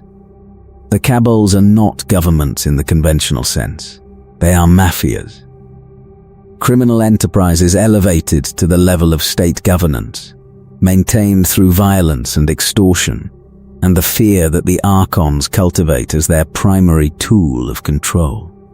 The homunculus covens are Commorragh's other power center, the flesh crafters, the beings whose mastery of biological manipulation exceeds anything the Imperium's sciences can produce, whose understanding of the body's capacity for pain has been refined across 10 millennia of uninterrupted practice, provide Commorragh with the medical infrastructure that the city's culture requires.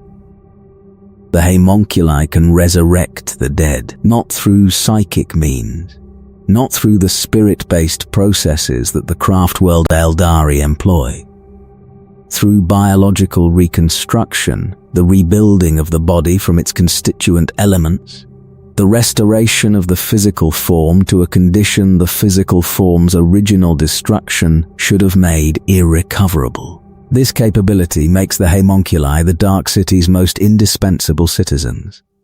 A Drukhari Archon who is killed in a Cabal war can be resurrected by the homunculi, brought back from death, his body reconstructed, his consciousness restored to the rebuilt form. The resurrection is not free. The homunculi extract payment in the currency Commorragh values most: slaves, bodies, the raw material from which the fleshcrafters produce the monstrosities that Commorragh's arenas display, and that the Cabal's raiding forces deploy. The Drukhari are the Aeldari's dark mirror.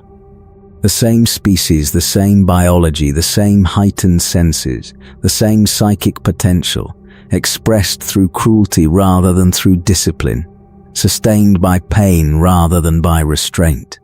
The craft world Aeldari and the Drukhari are the same people who chose different answers to the same question, and the two answers have produced two civilizations that are as different from each other as they are from any alien species in the galaxy.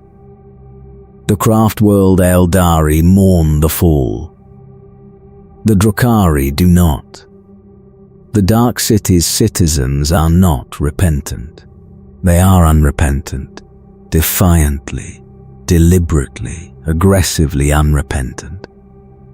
The excess that produced the fall is the excess the Drukhari continue to practice, and the practice is not a failure of the Drukhari's moral development. It is a choice. The conscious, deliberate choice to continue being what the Aeldari were before the fall, regardless of what the fall cost, regardless of what the continuation requires. The cost is the suffering of others. The Drukhari pay it without hesitation. Whether this makes the Drukhari monsters or survivors, whether the cruelty that sustains them is evil or pragmatic, whether a species that must inflict pain to survive can be blamed for inflicting pain, is a question that the 41st millennium's conditions do not permit the luxury of debating. The Drukhari are what the Aeldari become when discipline fails and appetite wins. What does a single Aeldari experience? The question matters because the Aeldari's tragedy is usually described in civilizational terms. The empire lost, the species diminished, the fall's consequences measured in the destruction of worlds and the extinction of populations. The civilizational scale is accurate, but it is also distancing. The Aeldari's tragedy is not an abstraction. It is personal. It is lived by individuals whose daily existence is shaped by the fall's consequences in ways that the civilizational narrative does not capture. An Aeldari is born on a craft world. The birth is celebrated, not with the casual joy that human births produce, but with the specific, weighted, grateful intensity that a species whose population is declining brings to the arrival of a new member. The Aeldari child is rare.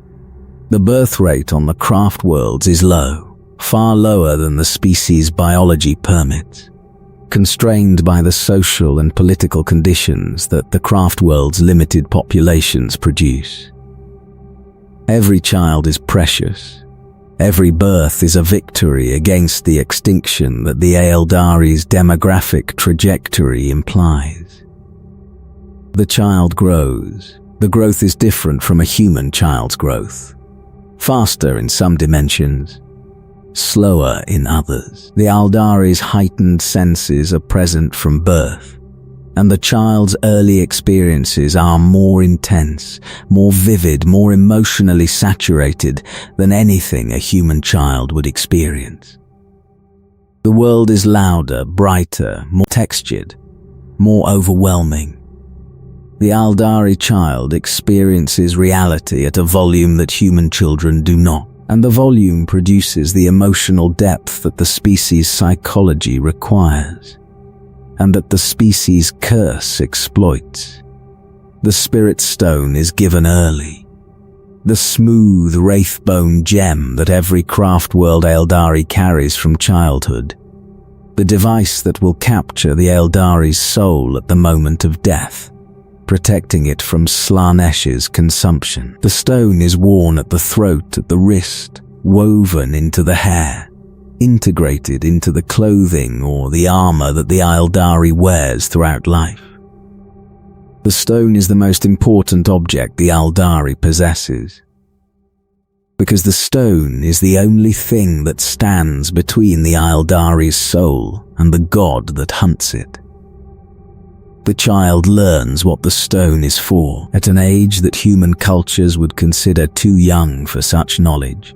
The Aeldari child learns about Slaanesh, about the fall, about the curse that hangs over every member of the species, The knowledge that the god born from the Aeldari's excess claims every Aeldari soul that is not protected by the Spirit Stone's capture, or the craft world's infinity circuit. The child learns that death for an Aeldari is not the gentle passage that the imperial faith promises its followers.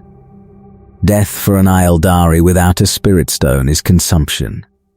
The soul torn from the body and devoured by the being the Aeldari's ancestors created. Imagine learning this as a child. Imagine growing up with the knowledge that a god, a real, demonstrable, active god whose existence is not a matter of faith but of observable reality, wants to eat your soul. And that the only thing preventing the eating is a small stone you carry on your body. And that if the stone is damaged or lost or destroyed in the violence that the galaxy produces in abundance, your soul is gone. Not lost, consumed, devoured by the entity that your species' ancestors brought into existence through their own excess. This knowledge shapes every Aeldari life. Every decision, every risk assessment, every moment of the Aeldari's existence is conducted in the awareness that Slaanesh is waiting, that the god's hunger is permanent, that the hunt never ends. The Aeldari does not leave the craft world without calculating the risk to the Spirit Stone. The Aeldari does not enter combat without the awareness that the combat's worst outcome is not death, but what follows death if the stone is not recovered. The path system governs the Aeldari's development from adolescence onward. The young Aeldari chooses a path, a discipline, a vocation, a structured program of learning and practice that channels the Aeldari's prodigious emotional and intellectual energy into a single pursuit. The path of the warrior, the path of the seer, the path of the artisan, the path of the outcast. Each path is a discipline that directs the Aeldari's intensity toward a productive end, preventing the intensity from spilling into the excess that destroyed the Empire. The choice is not permanent.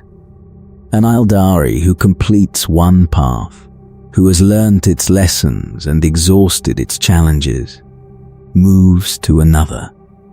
The progression through multiple paths across a lifespan that can extend for millennia produces the polymath quality that characterizes the senior members of craft world society, beings who have been warriors, scholars, artists, and seers across the centuries of their existence. Each path's lessons layered on the previous path's foundation. But some Aeldari become trapped. The path of the warrior is the most dangerous, the discipline whose demands can consume the practitioner, trapping the Aeldari in the warrior's identity permanently. These are the exarchs, the war leaders of the aspect shrines, the Aeldari who have been consumed by the path of the warrior and who cannot leave it. The exarch is the warrior forever. The other paths, the other dimensions of the Aeldari's personality, the other aspects of a life that the path system is supposed to encompass, these are closed. The exarch is the path's prisoner, the warrior who entered the discipline and who was consumed by it, and the consumption is the specific risk that every Aeldari who walks the path of the warrior must confront. The Aeldari loves. This detail is sometimes lost in the accounts that describe the species through the lens of warfare and theology. The Aeldari experience love with the intensity that their heightened emotional palette produces, an intensity that exceeds human love, by the same magnitude that the Aeldari's experience of color exceeds the human's. The love is deeper, richer, more consuming than anything a human relationship can produce. And the depth is both the gift and the curse. Because the loss of the loved, the death, the soul's passage into the infinity circuit, or, if the stone fails, into Slaanesh's gullet, produces a grief that exceeds human grief by the same magnitude. The grief does not diminish with time. Human grief fades. The neurological processes that produce the grief response moderate across the months and years, the pain's edge softening, the memory becoming bearable. Aeldari grief does not fade at the same rate, because the Aeldari's emotional processes are more intense and more sustained than the humans, and the sustaining means that the grief remains fresh for decades or centuries. An Aeldari who lost a beloved partner a century ago carries the loss with a freshness that a human would associate with the loss occurring yesterday. The Aeldari dies. Eventually, through age, through combat, through the accumulated weight of a life lived in the awareness of Slaanesh's hunger. The Spirit Stone captures the soul. The soul is taken to the craft world's infinity circuit, the psychic network that holds the souls of the craft world's dead, the communal afterlife that the Aeldari have constructed as the alternative to Slaanesh's consumption. The soul joins the circuit. The individual consciousness merges with the collective, the memories and the personality contributing to the chorus of the dead that sustains the craft world's psychic infrastructure. The infinity circuit is not paradise. It is refuge. The distinction matters because the distinction captures what the Aeldari's afterlife actually is, not the reward that the faithful receive for their devotion, not the gentle rest that the imperial theology promises the Emperor's servants. The infinity circuit is the shelter the Aeldari have built against the predator that hunts them, and the shelter is communal. And the communal means that the individual consciousness is eventually absorbed into the collective, the personality fading into the chorus, the self dissolving into the community of the dead. The Aeldari's life is bounded by Slaanesh, born into the knowledge of the curse, living under the discipline the curse requires, dying into the refuge the curse has made necessary. Every stage of the Aeldari's existence is shaped by the thing the ancestors created, and the shaping is permanent, and the permanence is the Aeldari's daily reality. This is what it means to be Aeldari, not the civilizational tragedy of a species that lost its empire. The personal tragedy of an individual who lives every day in the shadow of a god that was born from the species' worst qualities and that will never stop hunting the species' souls. The shadow does not lift. The hunt does not end. The awareness does not fade.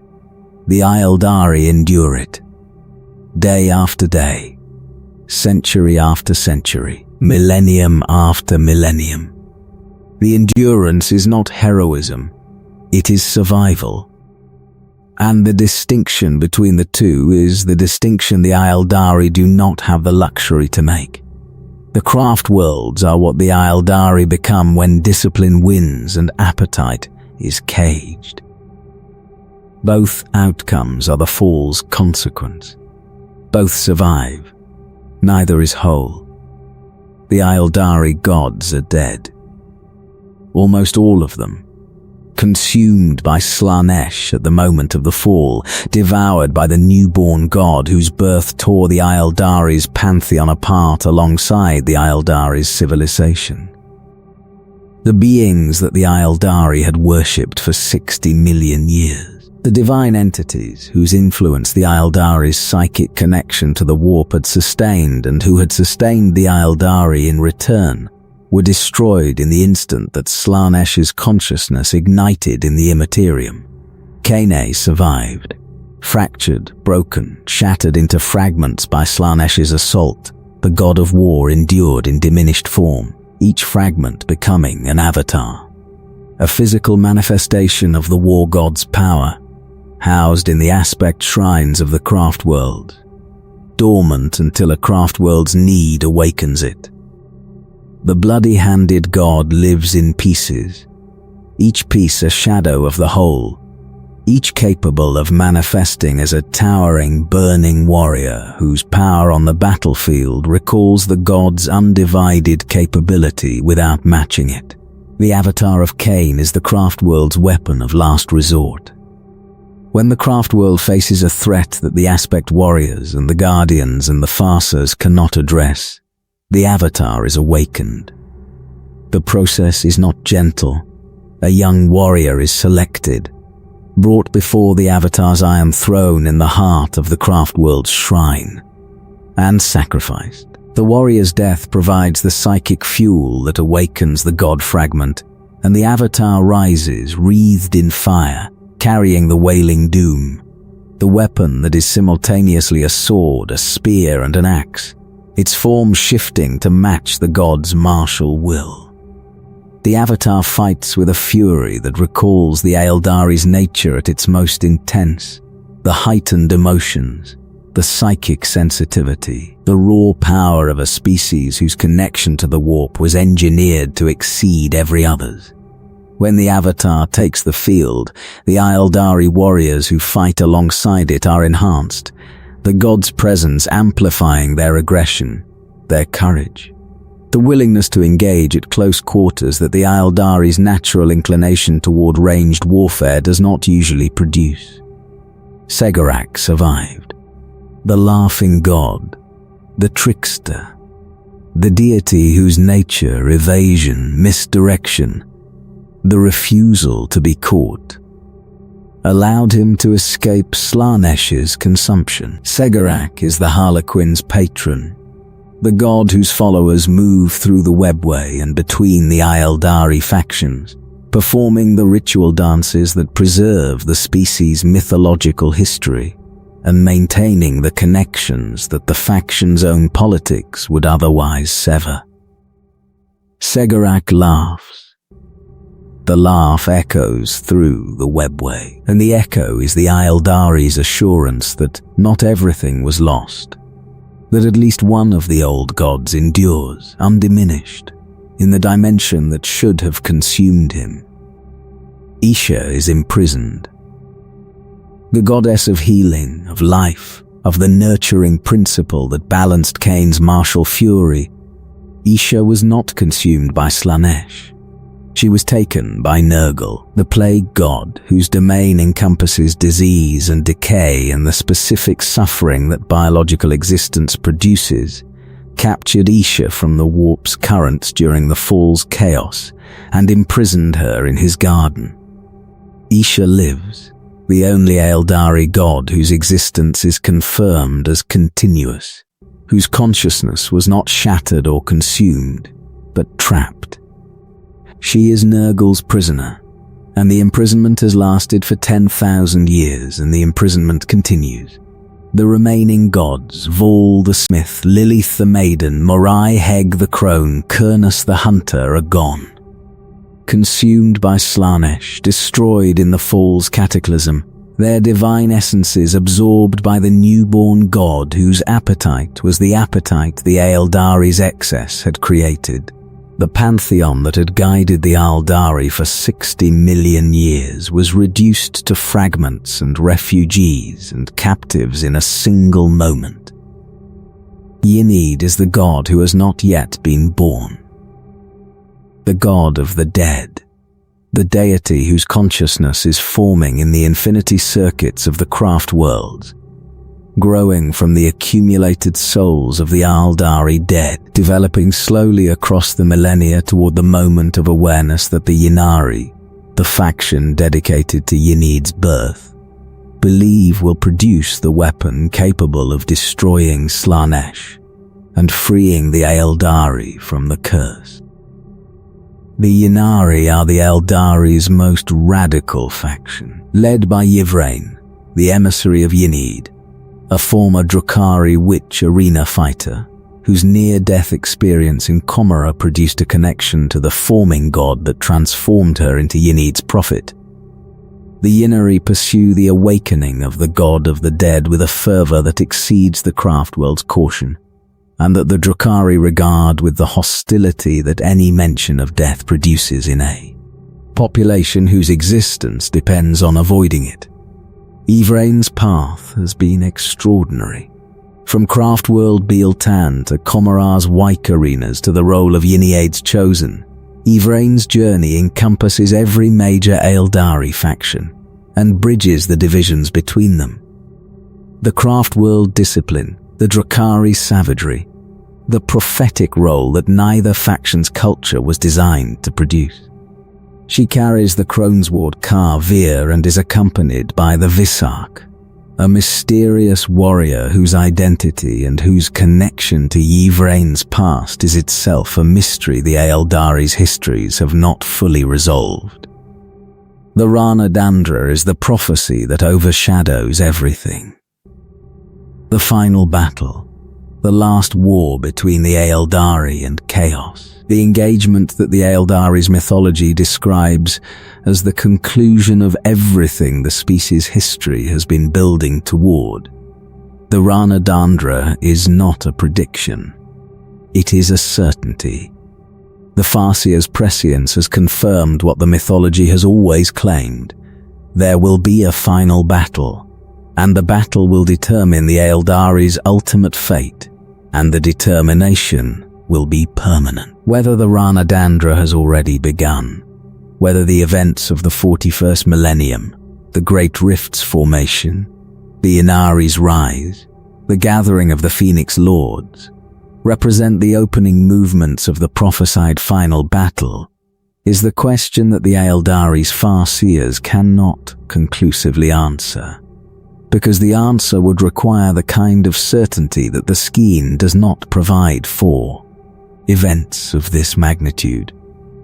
The Aeldari live in the shadow of the Rana Dandra. The final battle waits.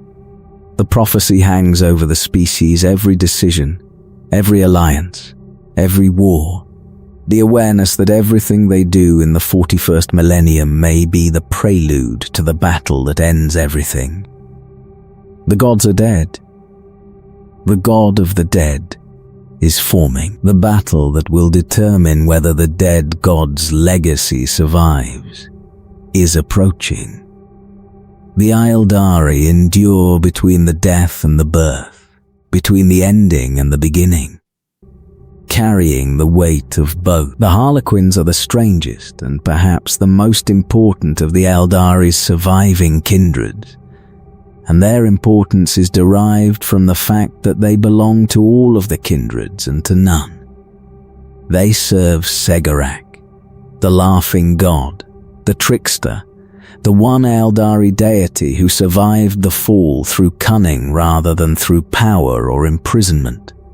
Segarak fled into the webway when Slaanesh was born, hiding in the labyrinthine passages between dimensions, evading the newborn chaos god's hunger with the agility that the trickster's nature provided. Segarak is alive. The laughing god exists, not as a fragment, not as a captive, not as a construct animated by the remnant of divine power. As a god, a living, active, present deity whose will is expressed through the Harlequins who serve him. The Harlequins travel. This is their defining quality and their most important function. The Harlequins move between the Aeldari's divided kindreds, between the Craft worlds and Commorar and the Exodite worlds, and the Corsair fleets, carrying the Aeldari's shared culture through the performances that the Harlequin's name describes. The Harlequin troops are performers. They stage the dances and the plays and the ritual reenactments that preserve the Aeldari's pre-fall history, communicating the species' shared narrative to populations whose post-fall divergence has produced cultures so different that the shared narrative is the only thing connecting them. The performances are not entertainment. They are the Aeldari's collective memory, maintained in living form by artists whose commitment to the preservation exceeds what any archive or any text could provide. The Harlequins perform the fall. They dance the birth of Slaanesh. They enact the war in heaven, and the Empire's glory and the Empire's decline, and the moment when the accumulated excess of 60 million years ignited into the consciousness that consumed trillions of souls. The performances are psychic. The Harlequins' dances affect the viewer's emotions directly, not through the ordinary channels of artistic response, but through the specific, warp-mediated, psychic transmission that the performer's connection to Segarak enables. An Aeldari who watches a Harlequin performance of the fall does not simply observe a reenactment of the catastrophe. She experiences it. The emotions of the fall, the horror, the ecstasy, the consuming terror of Slaanesh's birth are transmitted from the performers to the audience with a fidelity that makes the experience indistinguishable from memory. The Harlequins fight, not as a conventional military force, not with the structured formations and the institutional discipline that the craft world's aspect warriors maintain, as performers whose performances include violence, whose dances incorporate the killing of enemies with the same artistic precision that the dances incorporate the retelling of myths. A Harlequin troop on the battlefield is a thing of terrifying beauty. Warriors who move with a grace that exceeds what unaugmented humanoid bodies should permit, whose weapons flash with the psychedelic light of the Harlequin's kiss and the Harlequin's caress, whose killing is so fast and so precise that the enemies who die do not understand what killed them until the killing is over. The Solitaire is the Harlequin's most dangerous and most tragic figure. A single warrior, set apart from the troop, who plays the role of Slaanesh in the Harlequins' performances. The Solitaire embodies the great enemy, takes the Chaos God's role into himself, channels the nature of the being who devours Aeldari souls, and in the channeling accepts a fate that no other Aeldari would willingly accept. The Solitaire's soul belongs to Slaanesh. When the Solitaire dies, the great enemy will consume him, not through the slow draining that all Aeldari experience, but directly, immediately, the soul claimed as the price of the embodiment that the Solitaire's performance required. The Solitaire knows this, accepts it, continues to perform. The acceptance is either the most extreme expression of devotion to Segarak's purpose, or the most extreme expression of the madness that the Harlequin's proximity to the fall's reenactment produces. The distinction between devotion and madness is not one the Harlequins acknowledge.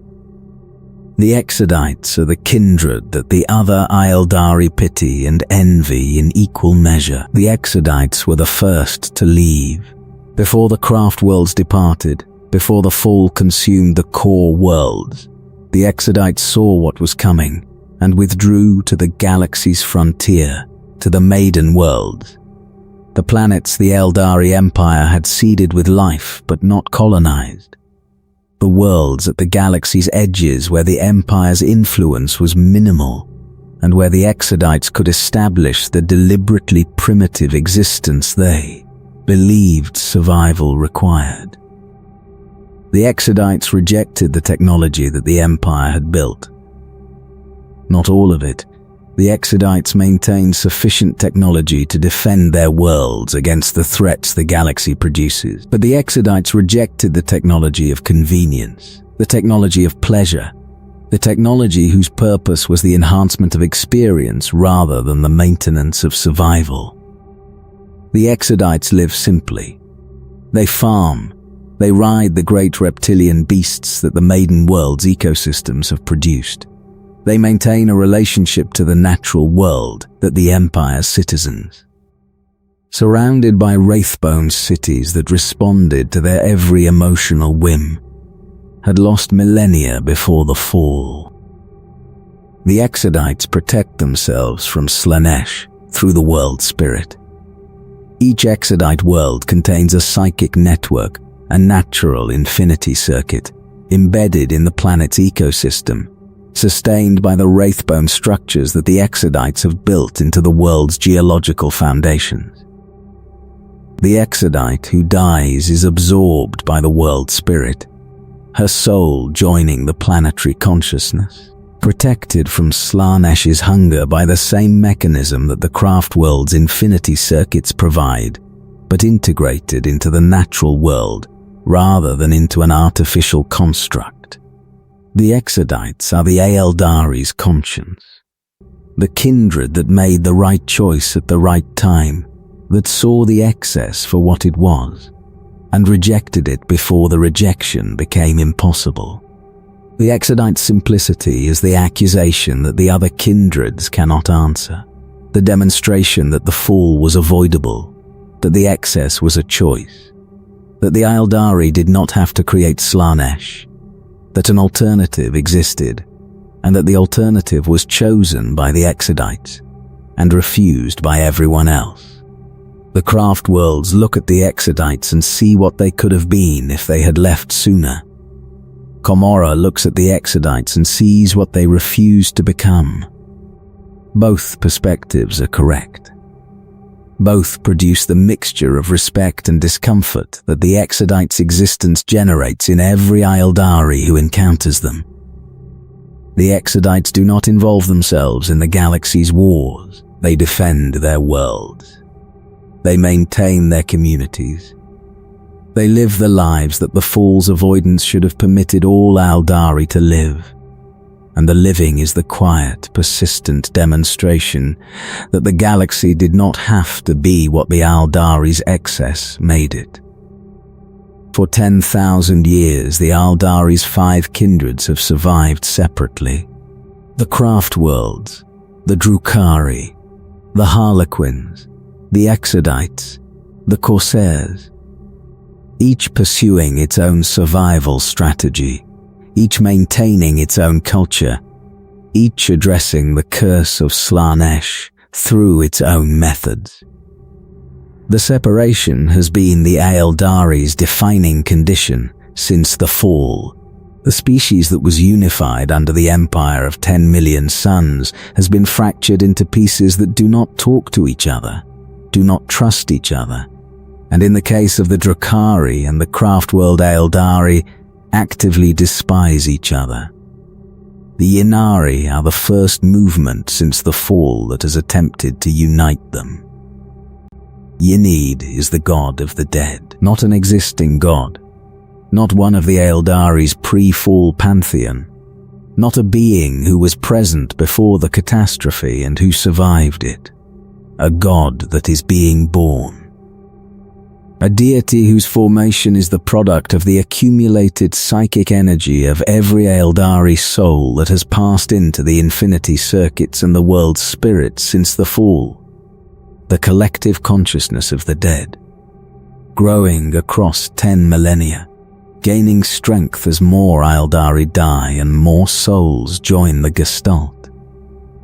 The prophecy is this: when Ynneed is fully born, when the god of the dead achieves consciousness, Ynneed will be powerful enough to destroy Slaanesh, the great enemy who has hunted the Aeldari for 10,000 years, who devours every unprotected Aeldari soul, whose existence is the curse that defines the post-fall Aeldari's every waking moment. Ynneed can end it. The new god, born from the accumulated souls of the Aeldari dead, can confront the chaos god that was born from the accumulated excess of the Aeldari living and destroy it. The cost of the original prophecy was total. The ancient version held that Ynneed could only be born when every Aeldari had died, when every soul had passed into the circuits and the spirits, when the species had ceased to exist in the material world, when the Aeldari's extinction had produced the concentration of psychic energy that Ynneed's birth required.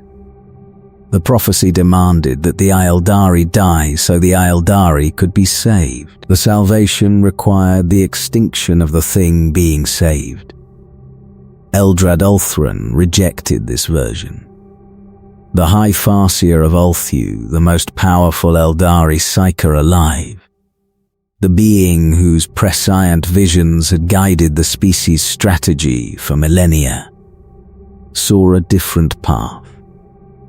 Ynneed could be awakened early, not through the extinction of the species, but through a ritual that concentrated enough psychic energy to trigger Ynneed's consciousness before the complete accumulation the original prophecy prescribed. Eldrad attempted the ritual. At the Battle of Port Demesnes on the crystal moon of Coheria in 999.M41, the High Farser orchestrated a massive psychic working designed to stir Ynneed from the slumber of incomplete formation. The ritual was disrupted by the Death Watch, who did not understand what the ritual was intended to achieve, and whose intervention prevented the full awakening. But the disruption was not total. The ritual stirred Ynneed. The god of the dead did not fully awaken, but the dormancy was broken, and the breaking produced consequences that would reshape the Aeldari's situation across the subsequent years. Yvraine is the consequence. A former craft-world Aeldari who had walked the path of the warrior, who had left her craft-world and travelled to Commorragh, who had survived as a gladiator in the Dark City's arenas, who had died and been resurrected. Yvraine was touched by Ynneed's stirring consciousness during the Night of Revelations in Commorragh. The fraction of Ynneed's will that the ritual on Coheria had awakened was imparted into Yvraine's soul, and the imparting transformed her from a survivor into a prophet. The Daughter of Shades, the emissary of Ynneed, the being who carries a fragment of the unborn god's power, and who uses that power to unite the Aeldari's divided kindreds under a single banner for the first time since the fall. The Ynnari, the Reborn, are the movement that Yvraine has built. Aeldari from every kindred, drawn by the promise that Ynneed represents, the destruction of Slaanesh, the liberation of the Aeldari's souls, the end of the curse that has defined the species' existence for 10,000 years. Craftworld Aeldari who see in Ynneed the hope that the path's constraint cannot provide. Drukhari who see in Ynneed an alternative to the suffering dependence that Commorragh's survival mechanism imposes. Harlequins whose service to Segarash aligns with the Ynnari's purposes. Corsairs and outcasts whose independence from the established kindreds makes them receptive to a new affiliation. The unification is unprecedented. The Aeldari of the Craftworlds fighting alongside the Drukhari of Commorragh, both serving a prophet whose authority is derived from a god whose birth has not yet been completed. The combination is as improbable as anything the 41st millennium has produced. And the improbability is the measure of the desperation that drives it. The desperation of a species whose 10,000-year survival strategy has not produced a permanent solution, and that sees in Ynneed the first genuine alternative to the permanent crisis the Fall imposed. The shattering of Biel-Tan was the Ynnari movement's defining and most costly moment. Yvraine's summoning of the Yinkan, an aspect of Ynneed, an avatar of the unborn god's power, from within Biel-Tan's infinity circuit, produced a catastrophic rupture in the Craftworld's Wraithbone structure. The summoning was necessary. The Yinkan's manifestation was the proof that Ynneed's power was real, and that the god's eventual birth would produce the capability the prophecy described. But the summoning damaged Biel-Tan so severely that the Craftworld's military capability was significantly reduced, and the damage produced resentment that the Ynnari's promises of future salvation could not overcome. The Ynnari allied with the Imperium. In the aftermath of the shattering, Yvraine and her followers crossed the boundary between the Aeldari and the Imperium's governance, assisting in the resurrection of Robert Guilliman, the Ultramarines Primarch, whose return from stasis required the application of Aeldari knowledge and Ynnari power. The alliance was pragmatic on both sides. The Ynnari needed allies that the Aeldari's diminished numbers could not provide, and the Imperium needed the Ynnari's capability to address a threat that the Imperium's own institutions could not address alone. Whether the alliance will endure, whether the Aeldari and the Imperium can maintain the cooperation that the current crisis has produced, is one of the era Indomitus's most significant open questions. The two civilizations' histories are not compatible. The Imperium regards Xenos as enemies. The Aeldari regard humans as primitives. The alliance is a marriage of convenience, sustained by the mutual recognition that the alternatives to cooperation are worse than the cooperation's discomforts. The Ynnari persist. The movement grows. The god of the dead stirs in the warp, growing stronger as more Aeldari souls join the collective, approaching the consciousness that the prophecy describes and that Slaanesh fears. Whether Yniaid's birth will save the Aeldari or destroy them, whether the god of the dead will defeat Slaanesh, or whether the birth will produce consequences that the prophecy did not foresee, is the question that the Aeldari's future depends on, and that 10,000 years of survival have been building toward. Every moment of an Aeldari's life is lived in the shadow of a god that wants to eat their soul. This fact cannot be stated too often or too bluntly, because the fact is the condition of Aeldari existence, and the condition shapes everything. A human in the Imperium knows that chaos exists. The Imperium's institutions suppress this knowledge for the general population, but the soldiers and the commanders and the leaders know.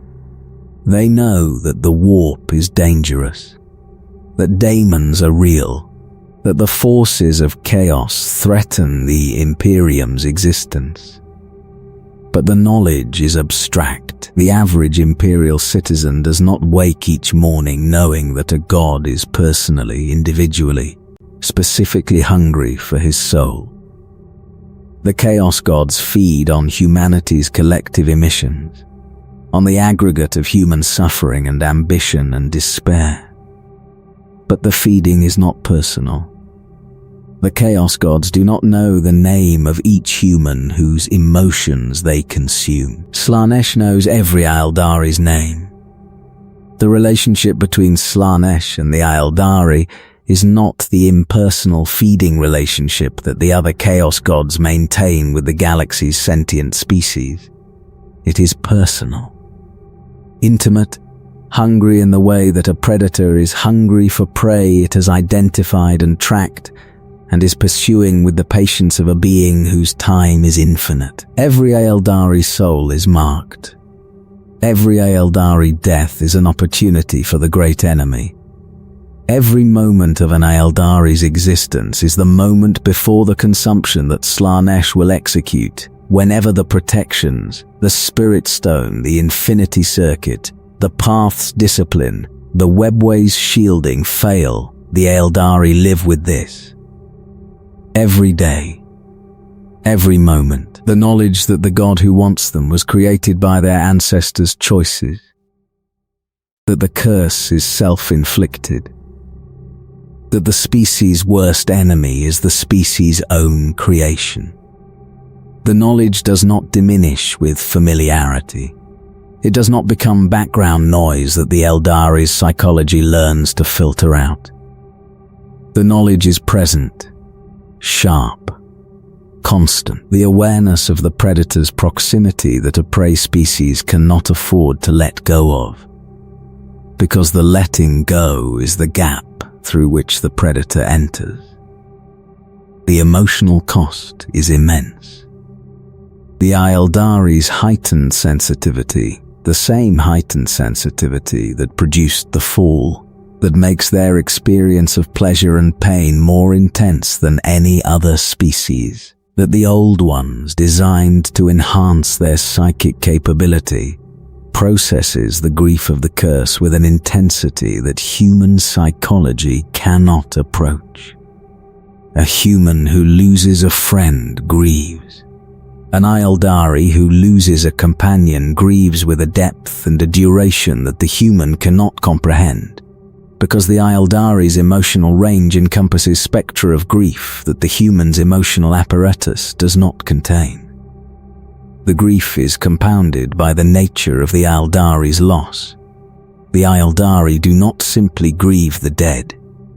They grieve the empire, the culture, the 60 million years of civilization that the fall consumed, the art that was destroyed, the cities that were unmade, the gods that were devoured, the life that was possible when the Aeldari's existence was not constrained by a curse they created. Every Aeldari carries the grief of the fall alongside the grief of personal loss, and the compounding produces a sorrow that exceeds what most species' psychology can sustain. The path helps. The path channels the grief into structured expression. The path of mourning, the path of the seer, the various paths that provide the psychological governance the Aeldari's emotional intensity requires. Without the path, the grief would overwhelm. Without the path, the Aeldari's emotional landscape, the vast, intense, inescapable panorama of feeling that the heightened senses produce, would consume the individual in the same way that the Empire's uncontrolled emotions consumed the civilization. The path constrains, the constraint preserves, the preservation is the survival. But the survival is not life, not in the way the Aeldari remember life. The Empire of 10 million suns provided existence without constraint, the full expression of the Aeldari's emotional capability, unrestricted by the governance that the post-fall existence demands. The craft worlds provide existence with constraint, the channeled, managed, institutionally directed expression that path prescribes. The difference between the two is the difference between the ocean and the canal. The water is the same. The experience is not. The Aeldari know what they have lost. The memories are preserved in the infinity circuits, in the Harlequin's performances, in the cultural traditions that the craft worlds maintain. The Aeldari remember what the Empire was like. They remember what it felt like to be Aeldari, when being Aeldari was not a condition of grief, but a condition of joy. The remembering is the cruelest dimension of the curse, because the remembering provides the contrast that makes the present insufferable. The human who has always been poor does not grieve his poverty with the intensity that the human who was once wealthy grieves his descent. The Aeldari were wealthy beyond comprehension. The poverty of the post-fall existence is measured against the wealth that preceded it, and the measurement produces a sorrow proportional to the distance between the two. The Aeldari are the galaxy's saddest species, not the most suffering. The Imperium's citizens endure hardships that the Aeldari's advanced technology mitigates. Not the most threatened, the Tyranids pose an existential threat that the Aeldari's warp-connected nature does not face. The saddest, because the Aeldari know exactly what they had, and exactly how they lost it, and exactly whose fault the losing was, and the knowing is the grief that 10,000 years have not diminished. The grief is the Aeldari. The Aeldari is the grief. The two are inseparable. and the inseparability is the condition of existence that every Aeldari accepts upon birth and carries to the death that Slaanesh is waiting to make permanent. The Spirit Stone catches the soul. The Infinity Circuit holds the soul. The grief follows the soul into both. There is no escape from the grief except Ineade, the god of the dead, whose birth might destroy Slaanesh, whose birth might free the Aeldari from the curse, whose birth might give the species a future that the past's mistakes do not define. Might. The word carries 10,000 years of hope. The hope is all the Aeldari have that the grief has not consumed. The Aeldari regard humanity the way an elderly aristocrat regards the energetic child who has inherited the estate, with condescension, with frustration, with the awareness that the child is making mistakes the aristocrat made millennia ago, and that the child will not accept advice from the being whose experience could prevent the mistakes from being repeated. The condescension is earned. The Aeldari are older than humanity by an order of magnitude that makes the comparison absurd. The Imperium's 10,000-year history is a fraction of the Aeldari's 60-million-year existence. The Imperium's greatest achievements, the Great Crusade, the Astronomicon, the Space Marines, are, from the Aeldari perspective, the fumbling accomplishments of a juvenile civilization whose technology is crude, whose governance is primitive, and whose spiritual condition is a disaster that the species is not even aware it is experiencing. The frustration is earned as well. The Imperium will not listen.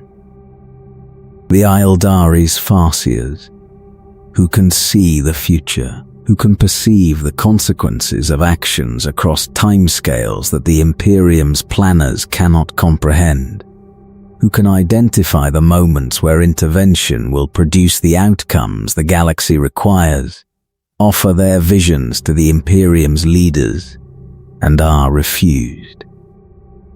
The Imperium regards the Aeldari as Xenos, as enemies, as beings whose advice is tainted by alien interests, and whose prescience is assumed to serve alien purposes.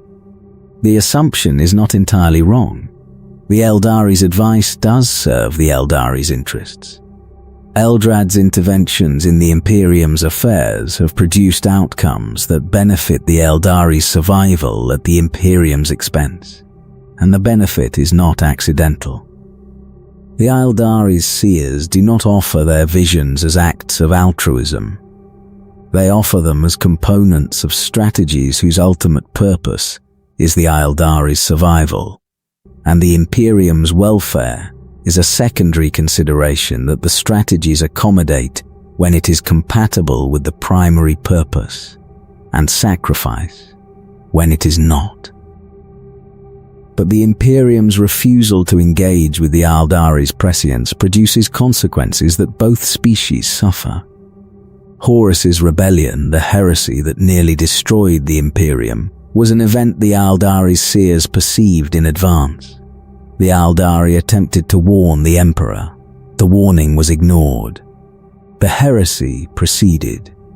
The Imperium was broken, and the breaking produced consequences that the Aeldari have been living with alongside the Imperium for 10,000 years.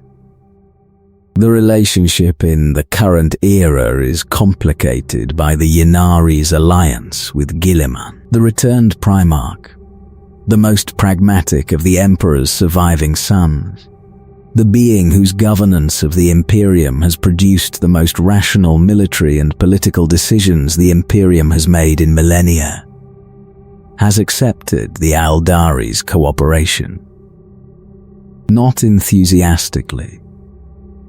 not with the warmth that genuine alliance would produce, with the cold, calculated pragmatism that Gilliman brings to every decision, weighing the benefits of the Aeldari's prescience and the Ynnari's power against the institutional resistance that cooperation with Xenos produces in the Imperium's governing bodies. The Inquisition hates the Alliance. The Ordo Xenos, the Inquisition's arm dedicated to the assessment and elimination of alien threats, regards any cooperation with the Aeldari as heresy, regardless of the cooperation's practical benefits. The Ordo Xenos' position is not irrational. The Aeldari have manipulated the Imperium throughout the species' shared history, directing human affairs for Aeldari purposes with a consistency that the Inquisition correctly identifies as a threat. The cooperation may be genuine. It may also be the latest iteration of the manipulation, dressed in the language of alliance, because the language of manipulation has been detected too many times.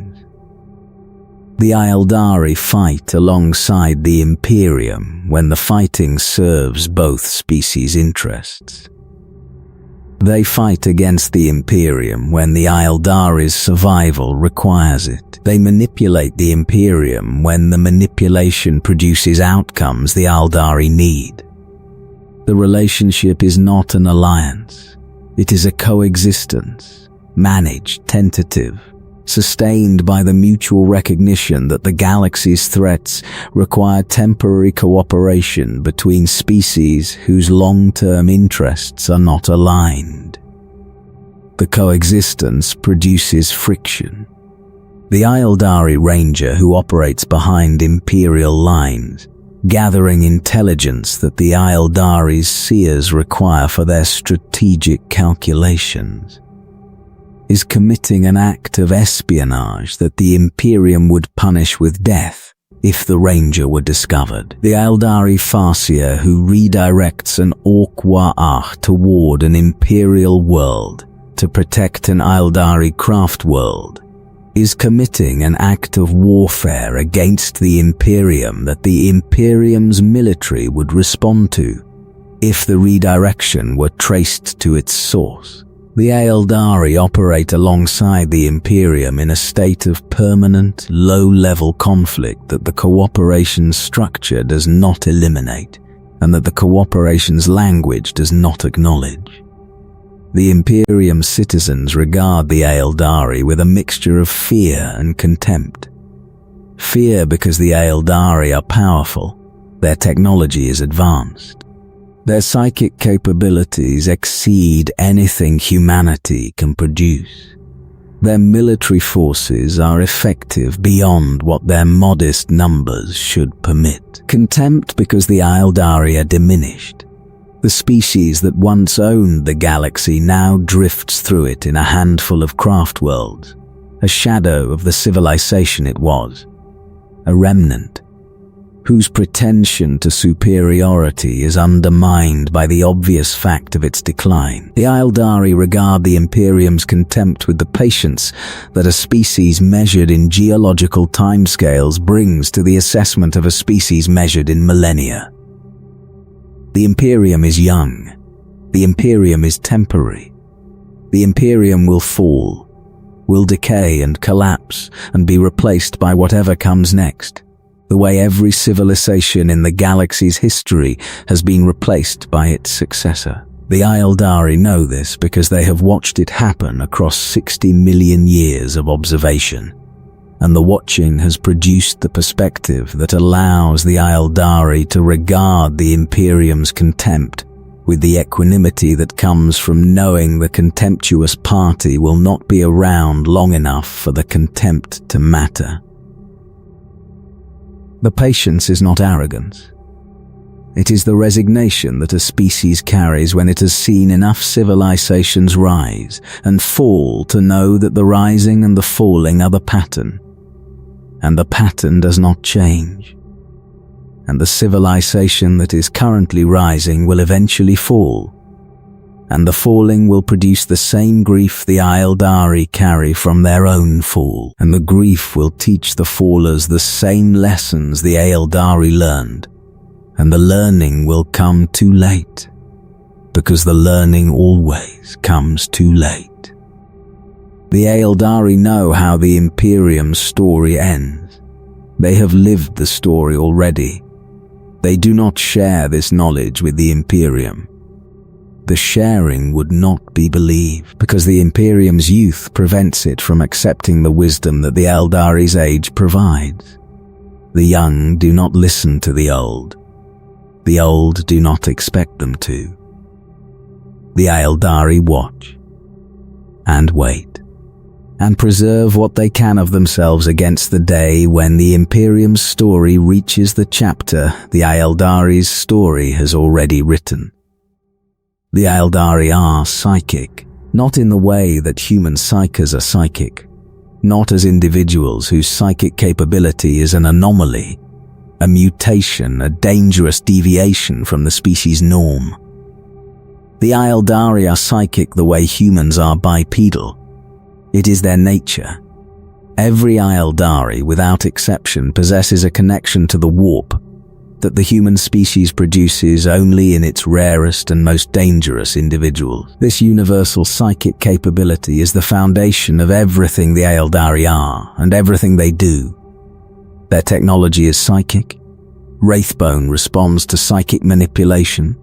The Aeldari's vehicles and weapons and cities are shaped and maintained through the psychic energy their users generate. Their communication is psychic.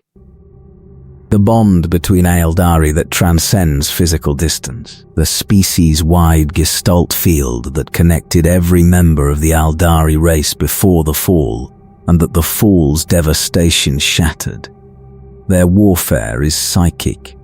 The Farseers who guide the Craftworld's strategies, the warlocks who support the warriors in battle, the psychic powers that the Aeldari deploy alongside their physical weapons, with a coordination that the Imperium's psykers, who operate in conditions of institutional suspicion and theological constraint, cannot match.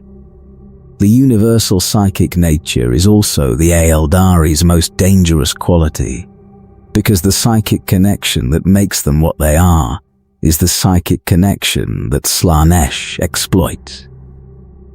The warp reflects. This is the fundamental property of the Imperium that the Aeldari's post-fall existence is built around. The warp reflects the psychic emissions of the galaxy's sentient species. Emotions produce psychic energy. Psychic energy feeds into the warp. The warp organizes the energy into structures that correspond to the emotions producing them. The more intense the emotion, the more powerful the warp's response. The Aeldari's emotions are the most intense in the galaxy. The heightened sensitivity that the Old Ones designed into them, the sensory apparatus that produces emotional responses of extraordinary depth and breadth, generates psychic emissions that exceed any other species' output per individual. A single Aeldari produces more psychic energy through the act of feeling than 100 humans produce through the same act. The Aeldari's emotions are to the warp what a bonfire is to a candle, the same kind of heat, produced at a scale that makes the comparison meaningful only as an illustration of the gap. This is why the fall produced Slaanesh.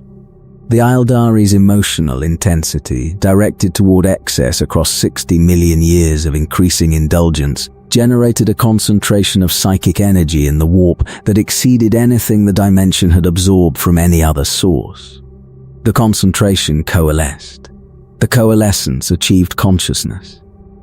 The consciousness was Slaanesh. This is also why Slaanesh hunts the Aeldari specifically. The Aeldari's psychic emissions are the richest food source the warp contains.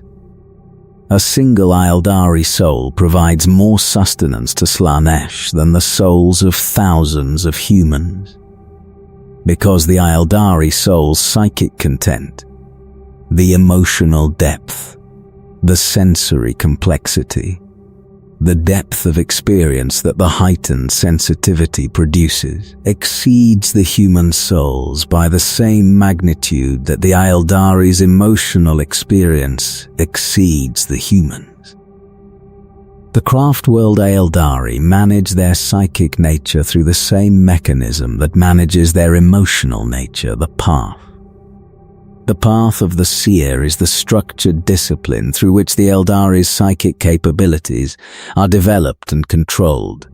The training program that produces the Farseers and the Warlocks whose psychic gifts serve the craft world's military and strategic needs.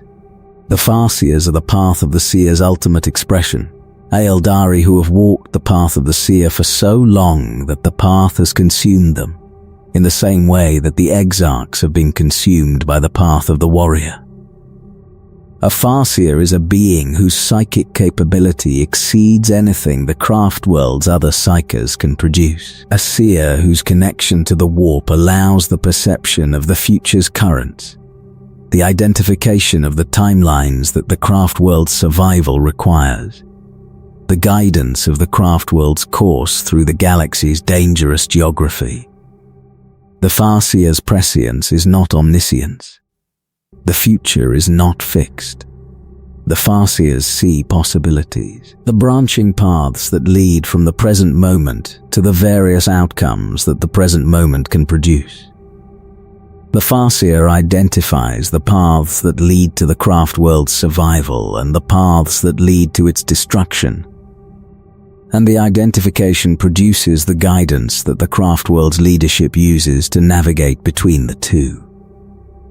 The guidance is not always correct. The Farseer's prescience is powerful but imperfect. The paths they see are probabilities rather than certainties. And the probabilities shift as the galaxy's other actors make decisions that the Farseer's initial vision did not account for. A Farseer who perceives a path to survival may find that the path has shifted while the craft world was following it. The shift produced by an action on the other side of the galaxy that the Farseer's vision did not encompass. The imperfection is the Farseer's burden. The weight of guiding a civilization's survival through the prescient perception of an imperfect future.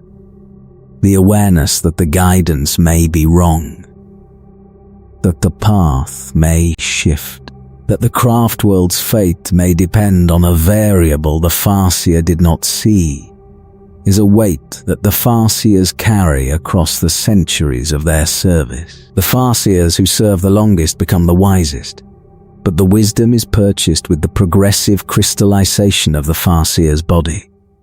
The wraithbone substance that the Aeldari's psychic technology is built from slowly replacing the Farseer's biological tissue, transforming the living seer into a wraithbone statue whose consciousness persists in the crystalline matrix. The crystallization is irreversible. The Farseer who serves long enough becomes wraithbone, a living statue, conscious, aware, psychically active, but no longer biological. The Farseer's body becomes an artifact. The artifact joins the craft world's collection of crystallized seers, and the collection grows across the millennia, and the growing is the Aeldari's most visible evidence of the cost that their psychic nature extracts from the beings who use it most. The Warlocks are the path of the seer's martial expression. Aeldari who have walked both the path of the warrior and the path of the seer, whose combined experience of the martial and the psychic produces a warrior psyker, whose battlefield contribution exceeds what either path alone could provide. The Warlocks support the aspect warriors in battle, providing psychic reinforcement, enhancing the warrior's capabilities, degrading the enemies, manipulating the battlefield's psychic landscape to favor the Aeldari's forces. The spirit seers are the seers who communicate with the dead. Their path is the interface between the living craft world and the infinity circuit, the channel through which the deceased Aeldari's consciousness is accessed and, when necessary, summoned to inhabit the wraith constructs that the craft world's military operations require. The Spirit Seer's work is among the most emotionally demanding in the craft world's culture, because the work requires communication with the dead, conversations with the consciousnesses of Aeldari who have passed from the living world, and whose peace in the circuit is disturbed by the Spirit Seer's contact. The psychic nature is the Aeldari's gift and their curse. The gift is the capability, the technology, the prescience, the communication, the warfare that the psychic connection makes possible. The curse is the vulnerability, the connection to the warp that Slaanesh exploits, the emotional intensity that the psychic capability requires, and that the path must constrain, the crystallization that consumes the seers who use the gift most. The Aeldari cannot be separated from their psychic nature. The nature is them. The technology is psychic. The culture is psychic. The survival is psychic. The curse is psychic. Everything the Aeldari are is the psychic nature expressed in different forms. And the psychic nature is the thing that created Slaanesh. The gift and the curse are the same thing. The Aeldari are the 41st millennium's most eloquent argument against perfection, and the argument is made not through words but through existence. The argument is this: a species that achieves perfection destroys itself. Not through the perfection itself. The perfection is genuine, and the Aeldari's achievements during the Empire of 10 million suns were real. Through the consequence of perfection, the complacency, the indulgence, the progressive surrender of restraint that a species with no enemies and no challenges and no boundaries inevitably experiences. The Aeldari achieved everything a species can achieve. They controlled the galaxy. Their technology eliminated scarcity. Their lifespans eliminated urgency. Their psychic capabilities eliminated the limitations that the material world imposes on species whose perception is confined to the material spectrum. They had everything, and the having, the unchallenged, uncontested, absolute having, produced the excess that produced the fall, that produced the God that devours their souls. The trajectory is identifiable, traceable, avoidable in theory by any species that recognizes the trajectory in its own development and takes the measures required to alter course before the trajectory reaches its terminal point. The Aeldari's story is a warning, a 60-million-year case study in the consequences of unchecked success, offered to the galaxy's other civilizations as evidence that the things they seek, the power, the prosperity, the security, the comfort, are not the things that preserve a civilization. They are the things that consume it. The Imperium should heed the warning. The Imperium's citizens labor under conditions that make the Aeldari's pre-fall luxury seem impossibly remote. But the Imperium's institutions, the administratum, the ecclesiarchy, the high lords, pursue power with the same uncritical hunger that the Aeldari's pleasure cults pursued sensation. The Imperium is not decadent in the aesthetic sense. The Imperium's leadership is decadent in the structural sense. The accumulation of power without accountability, the pursuit of control without the restraint that control's possession requires, the slow institutional drift toward the kind of excess that the Aeldari's individual excess produced. The Tau should heed the warning. The youngest civilization in the galaxy, the species whose optimism and whose expansive ambition echo the Aeldari Empire's early centuries, should look at the Aeldari's trajectory and recognize the possibility that the trajectory is universal. that every civilization that rises eventually falls, that every species that achieves success eventually destroys itself through the consequences of the success's unmanaged expression. The Necrons should heed the warning, though the Necrons' warning is different. The Necrontyre wanted what the Aeldari had: the longevity, the power, the freedom from the mortality that constrained them. The Necrontyre pursued what the Aeldari possessed through a different mechanism, and the pursuit consumed them in a different way. But the trajectory is the same. The wanting of the thing consumed the being that wanted it. Every species in the galaxy should look at the Aeldari and see the mirror. The Aeldari are what happens when a species gets everything it wants. The Aeldari are the evidence that the wanting is the danger, that the getting is the destruction, that the trajectory from achievement to excess to catastrophe is the arc that every civilization follows, unless the civilization develops the wisdom to arrest the arc's progression. The Aeldari developed the wisdom too late. The seers who perceived the trajectory warned the Empire. The Empire did not listen. The Exodites who acted on the warning survived. The majority who did not were consumed. The wisdom exists now. The craft world Aeldari carry it, the hard-won, catastrophe-taught 10,000 years refined wisdom that excess is the enemy and restraint is the defense. The path is the wisdom made institutional. The spirit stones are the wisdom made technological. The craft world's entire culture is the wisdom made habitable. But the wisdom came at the cost of the civilization that should have developed it earlier. The empire of 10 million suns is gone. The art is destroyed. The cities are consumed.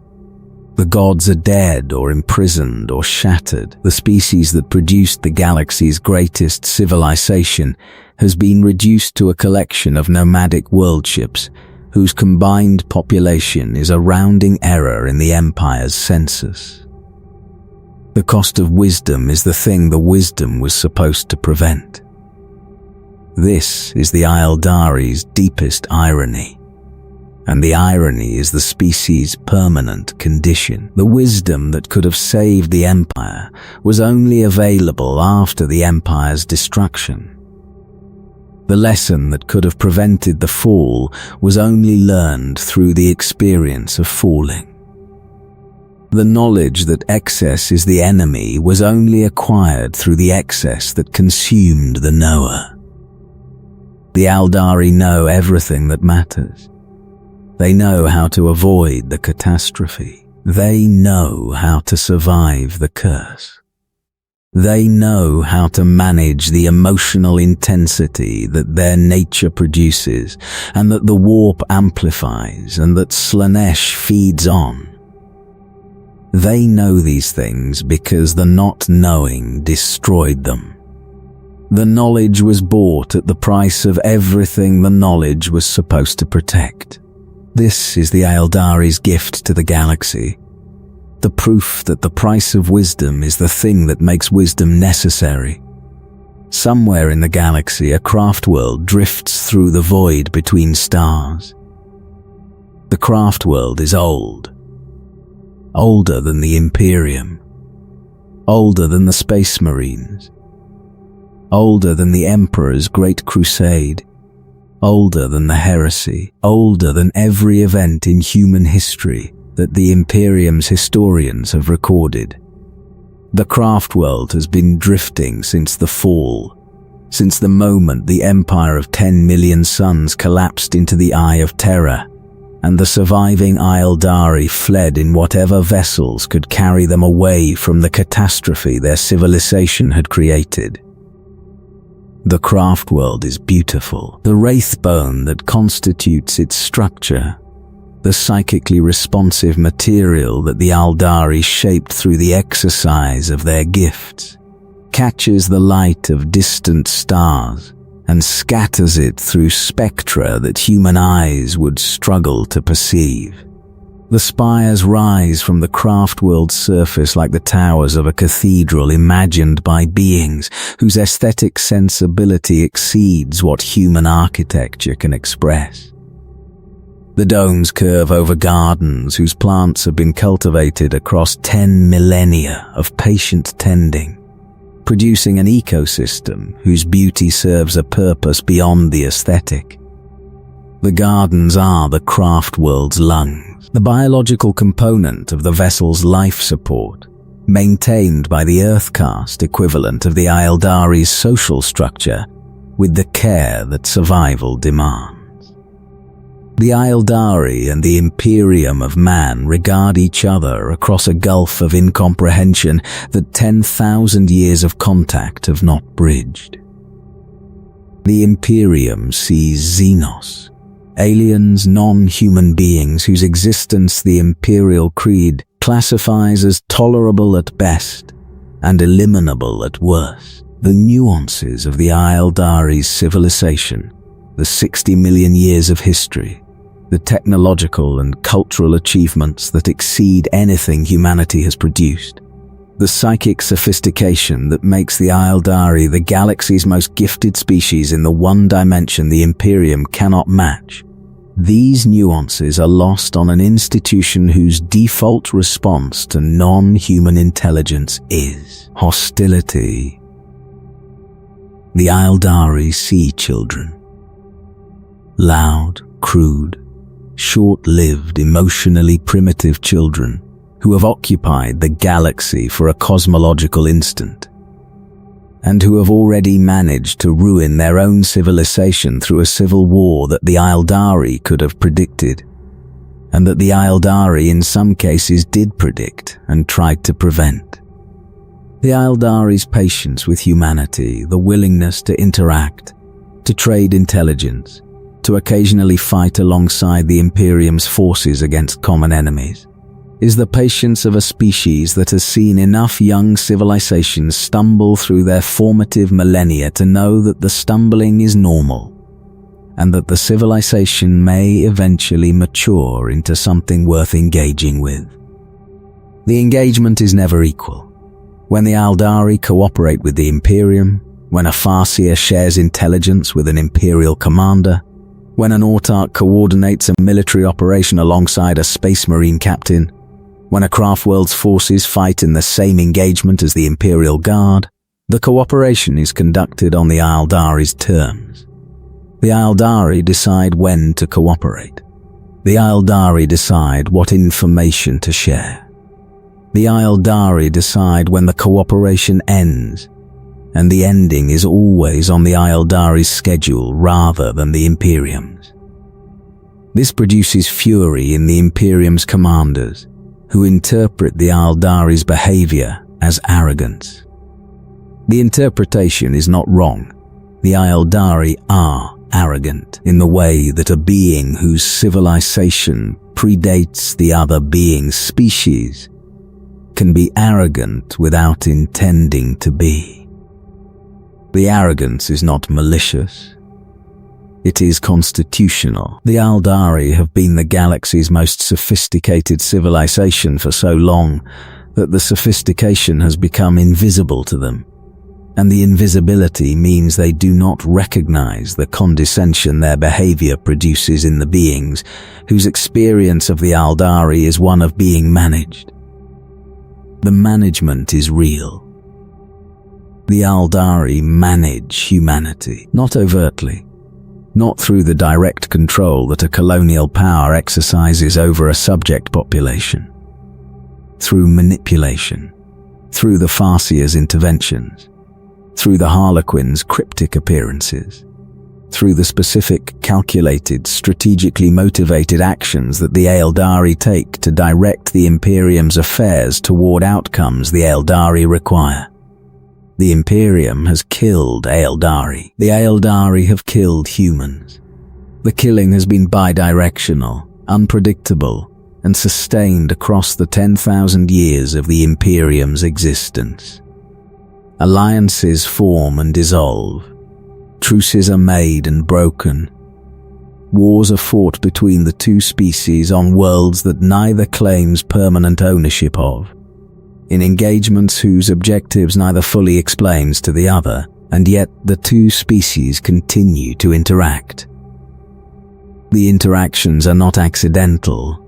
They are the product of a galaxy whose threats require responses that neither species can generate alone. The Tyranids threaten both. The Necrons threaten both. Chaos threatens both. The common enemies produce common cause, and the common cause produces the temporary cooperation that the relationship's default hostility would otherwise prevent.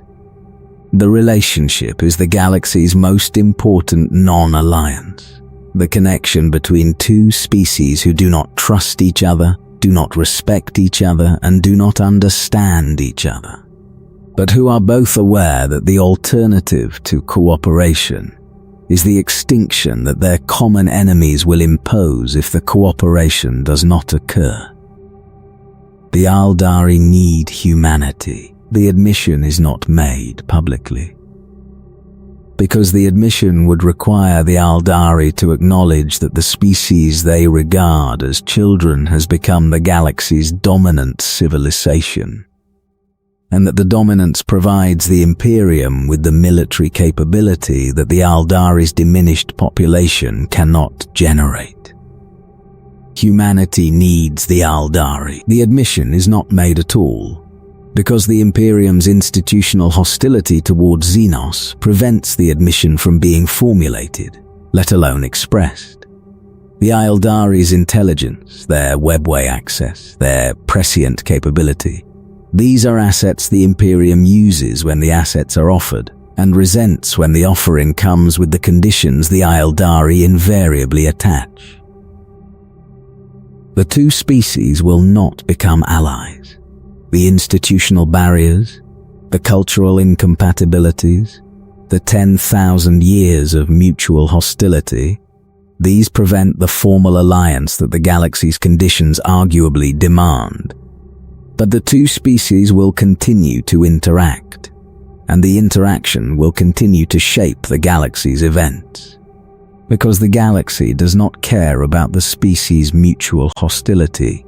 The galaxy cares about survival, and survival in the 41st millennium requires the ancient and the young to work together, regardless of whether the working is comfortable. The Aeldari endure because they adapt. The Imperium endures because it persists. The two qualities complement each other in ways that neither species acknowledges, and the complementing is the reason the galaxy has not fallen to the threats that both species face. The mutual hostility continues. The mutual dependence continues alongside it. The galaxy does not care which one the species priorities. The galaxy cares that they survive. The craft world is dying, not rapidly, not in the dramatic, visible way that a world consumed by exterminators dies, or that a civilization toppled by invasion dies. Slowly, the population is smaller than it was a century ago. The population was smaller a century ago than it was a millennium before that. The decline is gradual, measured in generations, visible only in the census figures that the craft world's farseers monitor, with the attention that a physician brings to a patient's vital signs. The Aeldari are a dwindling species. The word carries the weight that the species' situation demands. Dwindling, not simply diminished. Diminished implies a single reduction, a loss that has already occurred and that the surviving population has accommodated. Dwindling implies an ongoing process, a continuing decline, a trajectory whose direction is downward and whose terminus, if the trajectory is not altered, is extinction. The Aeldari are not extinct. The distinction matters, and the distinction is the Aeldari's achievement. After everything, after the fall, after Slaanesh's birth, after the consumption of the gods, after the destruction of the empire, after 10,000 years of warfare against a galaxy that is hostile to everything the Aeldari represent. The species persists, diminished, scattered, hunted by the god they created, fighting with the wreckage of the civilization they destroyed, carrying a grief that exceeds what any other species' history can produce. But persisting, the craft world drifts, and within it the Aeldari live.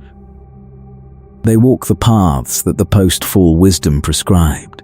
They train in the aspect shrines that the Phoenix Lords founded. They tend the infinity circuits that house their ancestors' souls. They wear the spirit stones that protect them from the great enemy. They fight the wars that the Farseer's prescience identifies as necessary. With the weapons the aspect warriors carry, and the powers the warlocks wield, and the constructs the wraith dead animate, they mourn. This is the constant, the undercurrent that flows beneath every other activity, beneath the training and the fighting, and the governing and the creating, the grief that the fall produced, and that 10,000 years have not diminished. The Aeldari mourn the empire. They mourn the gods. They mourn the culture that was lost, and the potential that was consumed, and the 60 million years of civilization that the excess destroyed. The mourning is not passive. The Aeldari do not sit in their craft worlds and grieve into inaction. The mourning is the fuel. The grief drives the fighting. The awareness of what was lost produces the determination to preserve what remains, and the preservation requires the active, constant, energetic defense of the craft worlds and the exodite worlds, and the webway passages and the infinity circuits that constitute everything the Aeldari have left. The Ynnari offer hope, the movement that Yvraine founded, the coalition of Aeldari from every kindred, united by the promise that Yniaid's birth will destroy Slaanesh and free the species from the curse, is the first genuine prospect of a future that the fall's consequences do not define. The hope is fragile. The god of the dead is not yet born. The path to the birth is contested, dangerous, uncertain. The hope may be false. The prophecy may be wrong. The birth may produce consequences that the prophecy did not foresee. But the hope exists. And the existence of hope in a species that has spent 10,000 years surviving without it is the most significant development in the Aeldari's post-fall history. In Commorragh, the Drukhari continue to feed. The dark kindred, sustained by the suffering of others, pursuing the survival that their chosen mechanism requires. The cruelty persists, because the cruelty is the survival, and the survival is not negotiable, and the means by which the survival is maintained are the means the Drukhari have chosen, and that the Drukhari refuse to surrender. In the webway, the Harlequins continue to perform, the servants of Segarach, carrying the Aeldari's shared culture through the dances and the plays that preserve the species' memory. The performances continue because the memory must continue, because the memory is the species' identity, because the species that forgets what it was is the species that cannot become what it might be. On the Maiden Worlds, the Exodites continue to farm. The simplest of the kindreds, the quietest, the ones who left first and whose departure proved the wisest. The Exodites continue because the continuation requires nothing except the discipline to maintain the simplicity that the departure's wisdom prescribed. And on the craft worlds, the Asuryani continue to follow the path, the discipline that the Fall made necessary, the constraint that the curse demands, the cage that the Aeldari built around themselves, because the cage is the alternative to the excess that destroyed them. The path continues because the path is the survival, and the survival is the Aeldari's achievement, and the achievement persists despite everything the galaxy has done to end it. The Aeldari had everything. They lost everything. They survive with what remains. The remains are not nothing. The remains are a species whose depth of civilization exceeds what 10,000 years of diminishment can erase. The remains are a culture whose art and whose knowledge and whose spiritual richness persist in the craft worlds and the infinity circuits and the Harlequin's performances. The remains are warriors whose capability matches the galaxy's worst threats, and seers whose prescience shapes the galaxy's trajectory, and builders whose technology exceeds what the galaxy's other civilizations can produce. The remains are the Aeldari.